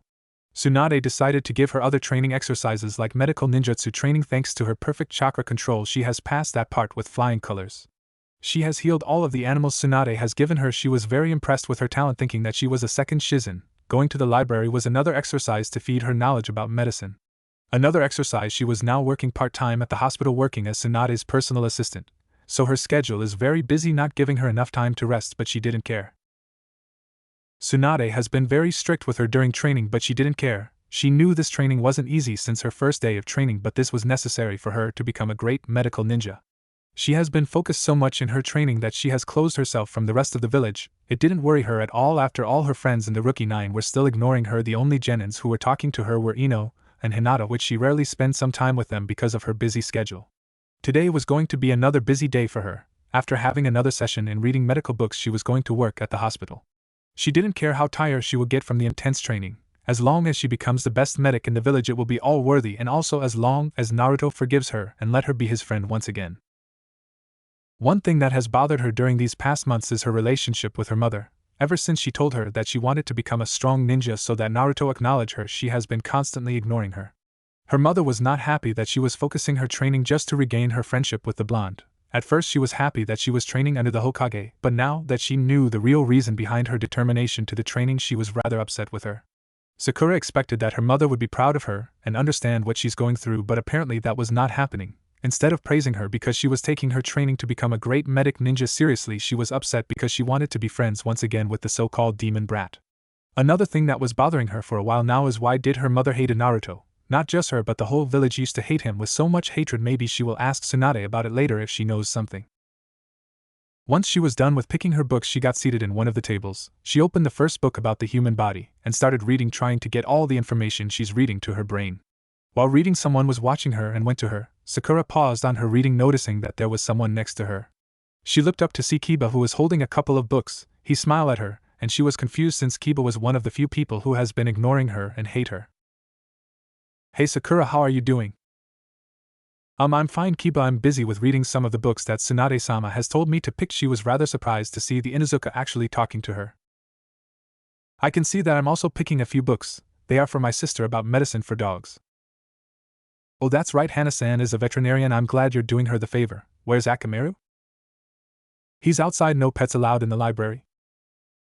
"Oh, that's right, I forgot about that." She blushed from embarrassment, remembering the rule. "So what are those books about?" he asked, interested while checking some of the books. "Oh, you know, medicine, the human body. I am training under Tsunade-sama to become a medic ninja." "That's good, I just hope you can find a book about friends." He gave a slight smirk. "Excuse me, what do you mean by that?" she asked, highly suspicious, not liking what he was talking about. "I'm just saying to find a book about friends so you can learn how to treat them right compared to the way you treat Naruto." He smirked again, seeing her reaction. Sakura's eyes hardened while clenching her fists. Now she knew why Kiba was bothering himself to talk to her. She calmed herself, not wanting to make a scene in the library. "Kiba, if you came to me to mock me, I suggest you leave. I have a busy schedule and I can't waste time." The Inuzuka didn't seem intimidated by the hard look she was giving him and decided to continue his little game. "I guess if I don't do what you say, you might slap me and reject me with your cold words, isn't that right?" "I'm warning you, Inuzuka, leave right now." She glared at him with a look that will kill anyone. Kiba continued to ignore her demands. "You know what, I'm actually glad that Naruto finally stood up to you. You have always treated him like crap and he has been nothing but a good friend to you, and you always repaid him by hitting him. But he's no longer your punching bag, he's a free man. To think he really liked you, just what the hell did he ever saw in you anyway?" That was the last straw. Sakura couldn't take it anymore. She finally snapped as she grabbed the Inuzuka by his collar, lifting him up 3 feet above her, scaring the crap out of him, not giving him time to react at all. She glared at him while gritting her teeth. Kiba knew he has overdid it, and gulped. Now he was going to be in so much trouble for making the pink-haired genin angry. He could feel the way she was grabbing him. He felt her grip, and it was really strong. It seemed she was starting to develop some of Tsunade's super strength. Sakura, I was just kidding, don't take it too personal," he said, scared out of his mind. Sakura tightened her grip on him. "Listen, mud, if you ever mock me again, I won't slap you, I will punch you, and believe me, my punches are very painful." Asked Naruto. "He knows. You have every right to ignore me and insult me, but this is nothing compared to the pain I'm feeling right now.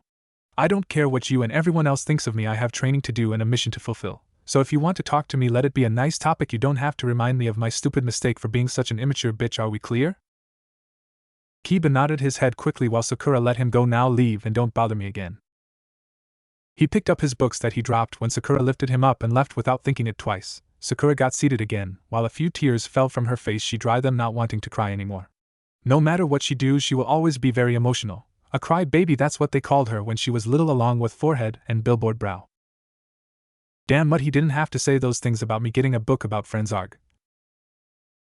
She sighed as she continued to read. Suddenly Kiba's words have affected her again, and she started thinking the times she has mistreated Naruto, all the punches, all the times she called him annoying, it all lead to the incident at the hospital where she hurt him for the last time, causing Naruto to snap at her. All of his words from the hospital came back to haunt her. She was reliving that painful memory once again.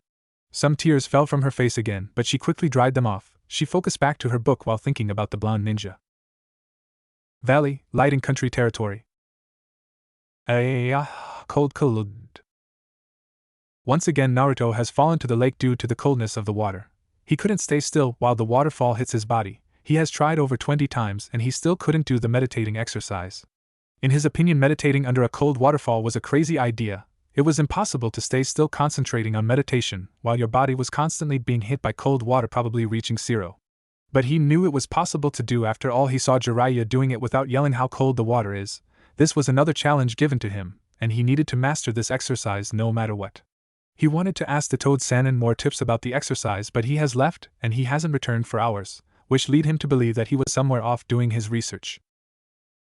He left the lake while the toad that Jiraiya left him was enjoying the nice cold water. He sighed. Where the heck is that pervy hermit? I need his advice to do this exercise, and he rants off to peep. Damn pervert. He left the region, heading into the forest if he could find his teacher. While walking, he heard splashing noises coming from ahead. They heard like they were women. And he knew why. They were a couple of women bathing in another lake with a waterfall. They were all wearing bathing suits, and some of them had a nice chest which caught his attention a lot. His sweat dropped when he saw Jiraiya seated in a tree branch using his telescope to get a good view of the nice lady's breasts. He giggled, while having a small nosebleed, grinning like the super pervert he is. Naruto's sweat dropped again. Why he wasn't surprised that his super perverted teacher was doing his usual research of peeping. He cleared his throat, not getting the Toad Sannin's attention, but he wasn't going to talk to him in a soft tone. Hey pervy hermit, what do you think you're doing peeping at the women? Jiraiya fell from the tree while the women that were bathing ran screaming, saying pervert. He got up while watching them leave and oh, come back ladies please, I'm not done yet, he growled, glaring at his student. You brat, look what you did. I was having so much fun and I haven't started writing my research material. Aren't you forgetting why we are in this journey in the first place?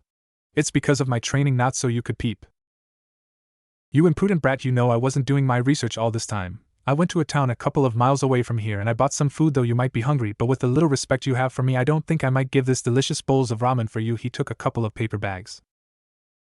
Naruto's nose went wide as he caught the delicious aroma of ramen coming from the paper bags. His stomach started growling. It seems that he was so focused in doing the meditating exercise that he forgot that he was very hungry. Jiraiya grinned. You were so mean to scare the girls away. Now I don't think I will give you the ramen. Oh, wait, more for me. Wait pervy hermit, Naruto said while stomach gave another loud growl. Come on, I'm hungry. The meditating exercise has really taken a lot of me. I need the energy. The Toad Sannin gave a thoughtful look while touching his chin. I don't know, it's not nice to call me pervy hermit. Maybe if you call me sensei, then maybe I will reconsider my decision. Naruto was going to swallow his pride on this one. He was really hungry. Fine, sensei. Jiraiya smiled, feeling proud with himself. Yeah, that's more like it. Now come on, let's get back so you can eat. They returned to the waterfall where Naruto's toad was still swimming in the lake. Jiraiya gave him a bowl of ramen to Naruto, and he almost devoured his hand in the process from all of the hunger. He picked up the chopsticks and started eating the ramen like there was no tomorrow. In just 1 minute he ate the first bowl, he took the second bowl and ate it in a minute too. Jiraiya's sweat dropped at the sight. Naruto has eaten 5 bowls in less than 5 minutes. It's a good thing that he saved some money to buy his own bowl of ramen. After Naruto finished massacring the bowls of ramen, he gave one loud burp while Jiraiya's sweat dropped at his manners. He felt so happy now that his stomach is full and his hunger satisfied. Oh yeah, that hit the spot, thanks pervy hermit. A vein pop on the Toad Sannin's forehead, while Naruto smirked. Hey, what did I told you is sensei? It's the truth, you are a pervy hermit. Brat, see if I will buy you ramen next time. Oh yeah, that reminds me, I also bought you something else besides the ramen when I was at the town here. He gave him a book. Hey, this better not be one of your perverted books, because if it is, I am not interested. He crossed his arms in annoyance. His sweat dropped at his comment. No, it's a journal. I decided that you should have one so you can start writing while we're traveling. What do I need a journal for? He asked, not having a clue why he needs one. Naruto, a journal is like your best friend. You can tell all sorts of things, like your biggest secrets to writing everything that has happened to you during the day. You see, a lot of women have their own journals just like they're us men. I don't get it. What's the big deal of having to write everything about my life in a book? You might be asking that now, but I assure you, you are going to like it as we travel on our journey. Trust me, kid. Naruto sighed. Fine, I'll guess I can give it a try, thanks pervy hermit. So do you have a journal too? The Toad Sannin chuckled at his comment. Yeah, you could say that I do kind of have my own personal journal. He gave a perverted grin. The blonde sweat dropped. I don't even want to know what does he writes in his journal. It must be something perverted. Anyway, pervy hermit, how about we continue with the exercise? I need more advice to do this. The water is too freaking cold. You're still having trouble, I see. I can give you more advice, but you should wait at least an hour after you ate. It's not healthy if you do get in the water again. Then you can give me the advice now while I wait the hour. He got seated on the ground waiting to hear him out. Jiraiya chuckled, always focusing on the training no matter what. I wonder after the training if he will become stronger than Minato. Alright, I will tell you everything about mastering this exercise. Konoha Hospital, Fire Country Territory. Sakura was helping Tsunade bandaging a patient who just been out of surgery. Thanks to Tsunade, the operation was a success, and although she was just her assistant, she was needed to attempt the operation. She almost fainted seeing the operation. It wasn't a pretty sight. There was so much blood she felt sick to her stomach. Somehow she managed to hold on. She needed to be strong since she was training to become a medic ninja. Tsunade told her that a medic ninja must never lose panic, although she saw her that during the whole operation she was afraid because of the sight of blood. She remembered that Shizen told her that Tsunade was afraid of blood.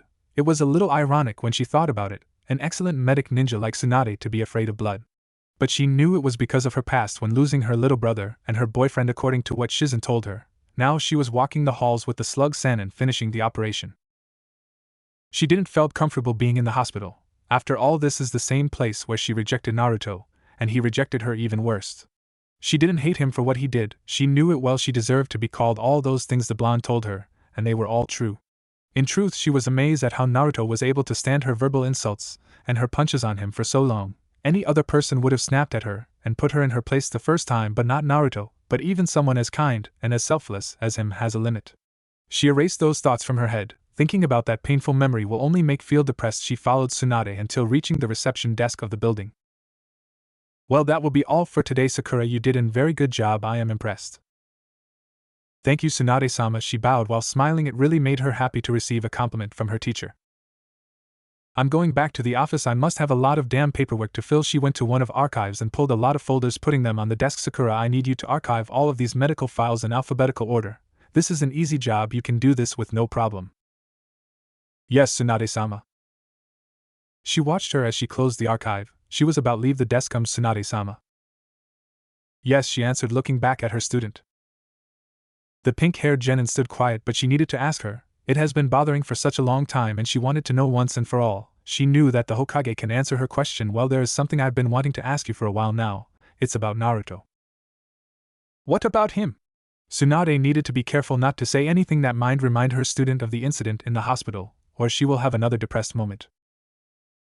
I want to know why the village hate Naruto. She saw that the female Hokage's expression changed to a serious one. I have seen it long ago before we graduating from the academy, and it makes me wonder why do they hate him so much. I have always noticed the looks the villagers used to give him, but why I know that he was always pulling of pranks, but it shouldn't be to the extent for them to hate him like they would want to kill him.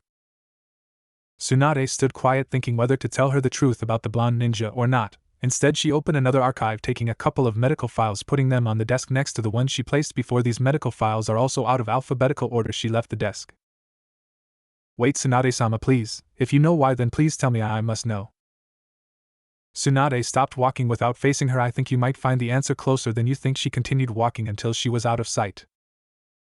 Sakura sighed. What's the big secret? I really want to know why Naruto was hated so much. What did she meant that I might find the answer closer than I think? I swear Tsunade-sama can sometimes be so cryptic. She started putting the files in alphabetical order. One after one she ordered them. She kept doing the same thing for the next 10 minutes. She finally reached a couple of files and put them in the archive where their last names started with the letter U. That's when she realized that the files were in perfect order. There was no need to get them from the archive. Sakura decided to ignore it and continued to putting the files. When she reached the last file, she gasped, reading that the folder had Naruto's name. This is Naruto's medical file. All of his medical records are stored here. Wait a minute, did Tsunade-sama knew about this? Maybe this is what she meant about finding the answer closer than I think. Yeah, this must be it. I might find something why Naruto is hated by the village here. She opened the folder and gasped at the first page. Reading all of his past treatments, she almost fainted. They were records that he had a broken arm, a few broken ribs, a few concoctions, and so on. She was horrified reading the medical reports. From having all of these conditions, anyone would have died, but not Naruto. Why? As she continued reading the file, she was shocked reading that all of his wounds have healed rather quickly. She didn't know how until she turned the other page. Colored red that read in capital letters, top secret classified. Curiosity got the better of her, and she opened the page. She was about to read the classified section of his medical file. Her eyes widened in shock reading the information revealing the source to Naruto's quick healing. Naruto had the nine-tailed demon fox Kyuubi. According to the information she was reading, the Kyuubi's chakra has the ability to heal any wounds rapidly, explaining a lot why Naruto was able to heal quickly. How could this be possible? She was told that the demon fox was killed by the fourth, so how could Naruto have the demon fox in him? She knew there was only one person who could give her the answer, the one person who gave her the clue to finding the truth about the blonde. She left the reception desk, leaving the hospital. She walked the streets heading to the Hokage Tower. Hokage Tower. Tsunade sighed, filling another amount of paperwork. It seems that the hellish was never going to end. Looks like it was just another day at the office. She started thinking about Sakura. Knowing how smart she is, she was going to look into Naruto's medical file. It wouldn't be long before she comes here looking for answers to her. Suddenly a small toad carrying a cylinder tube came from the window. She smiled, recognizing one of Jiraiya's messenger toads. She opened the cylinder, taking the message, and began to read it. Tsunade. Sorry for not sending you the message a little late, but I was caught up too much in the traveling. We are now in Lighting Country. Things have been very quiet lately, and there hasn't been any dangers ahead. My spies haven't found anything yet about what's Orochimaru up to or Akatsuki. However, the training is coming well. Naruto has already started to become strong. Can you believe he can last when fighting me? Who would have thought? Right now he's doing the meditating exercise in the waterfall. He's shivering from the cold. I just hope he doesn't end up with a bad case of pneumonia. One more thing, I think it will be best if you don't say anything to Sakura about Naruto's progress in the training. Right now Naruto doesn't want to know a thing about her. He gets too depressed when I mention her name. I hope you understand. I will send you another message during the next couple of months. Jiraiya. Tsunade sighed. So Naruto doesn't want to hear anything from Sakura. I guess he must be feeling worse than I thought. I will have to keep all of these a secret from her. The door to the office opened, revealing Shizen. Tsunade-sama, Sakura is here to see you. Right, send her in. Yes, Tsunade-sama. Shizen let the pink-haired genin enter as she left the office, and Tsunade knew she has found out about the truth. She could tell by the few tears that were escaping from her jade eyes. What is it, Sakura? You did it on purpose, didn't you? What do you mean? I'm talking about the medical files. I checked on them and they were in the right order. You took them from the archive, so I find out about Naruto, isn't that right, Tsunade-sama? A couple of tears fell from her face. Yes, I did. I figure if you really are so committed to build your friendship with Naruto once again, I thought that it was necessary for you to know the truth about him, about the great burden he carries. But how? I thought the fourth Hokage killed the Kyuubi. That's what they told us at the academy. I'm sorry, Sakura, but that's a lie. The Kyuubi couldn't be killed. It was too powerful to defeat even for someone like the fourth. He couldn't defeat the beast. Instead, he used a forbidden jutsu, sacrificing his life to seal the Kyuubi in a newborn baby. Naruto was the only child born on that day, so he became the container for the Kyuubi. More tears were falling from her jade eyes, hearing the painful truth about Naruto. Then why did they lie to us about the Kyuubi's attack? Because it was a law that the third made forbidding anyone in the village from mentioning the truth about the Kyuubi's attack, in order for Naruto to have an ordinary childhood. But you know very well he didn't have an ordinary childhood, don't you, Sakura? Sakura stood, letting her tears fall. It made perfect sense to her why the entire village hated Naruto so much, including her mother. He was the container of the demon fox that killed a lot of Konoha ninjas. She could finally understand how much he has suffered over the years. It only made her feel more guilty, because she was one of the people who hated him too. She was so grateful that the third Hokage created that law, otherwise Naruto's life would have been far worse. She imagined herself beating him up along with a lot of other children for knowing that he was the container of the Kyuubi. She has never felt so miserable in her entire life. She has hated the blonde for a worthless cause, and she has pushed him away, his friendship lost forever. Tsunade saw her student still crying. She was suffering at the revelation, finally understanding the hatred the village had for Naruto. Are you all right, Sakura? The pink-haired genin tried to dry her tears. No, I'm not. You know what, Naruto has to be the bravest person I have ever met. After suffering so much in his entire life, he can still walk and smile like nothing has happened to him. How can someone like him still go on living? If it was me, I would have ended my life. But he didn't, because Naruto found people who care for him, people who have become precious to him, and he will protect them even if it means giving his life to save them. Sakura nodded. Yeah, I know. It's too bad I'm no longer one of his precious people to protect after everything I have done to him and after what happened at the hospital too. You know the thing I hate the most, the fact that I never really hated Naruto to begin with. When I was little, I hated being alone, not having any friends. I was so shy because I was afraid of making any friends. Every time I talked to them, they will just tease me because of my forehead. But then Naruto came. He was the first person to talk to me and accept me as his friend. He told me that my forehead was very pretty and cute. From that moment I like him. But then Ino came and she became my best friend. She obviously hated Naruto because her mother hated him along with the rest of the village, so I eventually thought that it was all right to ignore him and hate him. So the real reason why you hated Naruto was because you followed the crowd. You really didn't have any deep hatred for him. I'm glad to hear that, Sakura, Tsunade said. I hate myself so much, Tsunade-sama. I have only given Naruto nothing but pain and misery for so long. I know he hates me so much, and he will never forgive me. I will be the person he will hate forever, she continued, sobbing. Tsunade got up from her seat and gave her student a conforming hug in an attempt to calm her down. Sakura, it's all right. I don't think Naruto hates you as much as you claim. You have to give him some time to think. I am certain he will forgive you. He has never been the kind of person to hate someone so much, especially as she's one of his friends like you. She broke the hug with the pink-haired kunoichi. Sakura dried her tears. Thank you, Tsunade-sama. I really needed that. I just hope you're right. I hope I haven't lost him forever, and he will give me a second chance even if I don't deserve it. It's getting late. I suggest you should go home and get some rest. You're going to need it for tomorrow's training session. You're right, Tsunade-sama. I better go. See you tomorrow. She headed to the door. By the way, Tsunade-sama, has Jiraiya-sama send you a message about how he's doing with Naruto? The slug Sanin almost turned pale hearing that. After all, she was the one that told Sakura about Jiraiya's messenger toad. She felt relief that the messenger toad that came a while ago has vanished. She couldn't tell her about the message she just received from the Toad Sannin, especially about the part not to say a word to her student that Naruto didn't want it to know anything from her. No, Sakura, I still haven't received a message from Jiraiya. He must be very busy with Naruto's training. I'm sorry. That's all right, just let me know if one of his messages arrive. I really want to know how Naruto is doing on his training. See you tomorrow, Tsunade-sama. She opened the door, leaving the office. Tsunade sighed. Naruto, I wish you could see how much Sakura is suffering because of the guilt she feels. I know that you must be suffering as much as her. Valley, light in country territory. Nightfall has fallen on the valley. Jiraiya was already asleep and Naruto was sitting near a campfire warming to the flame because he was still feeling cold from the water. He has failed miserably in the meditating exercise thanks to the cold water. Right now he didn't feel like sleeping, he was thinking how to master the exercise. He saw the journal Jiraiya has given him. He smirked, he felt like giving it a try, so he took one of his teacher's pen and opened the book. He gave thoughtful look thinking what to write. He smiled as he began to write the first entry in his journal.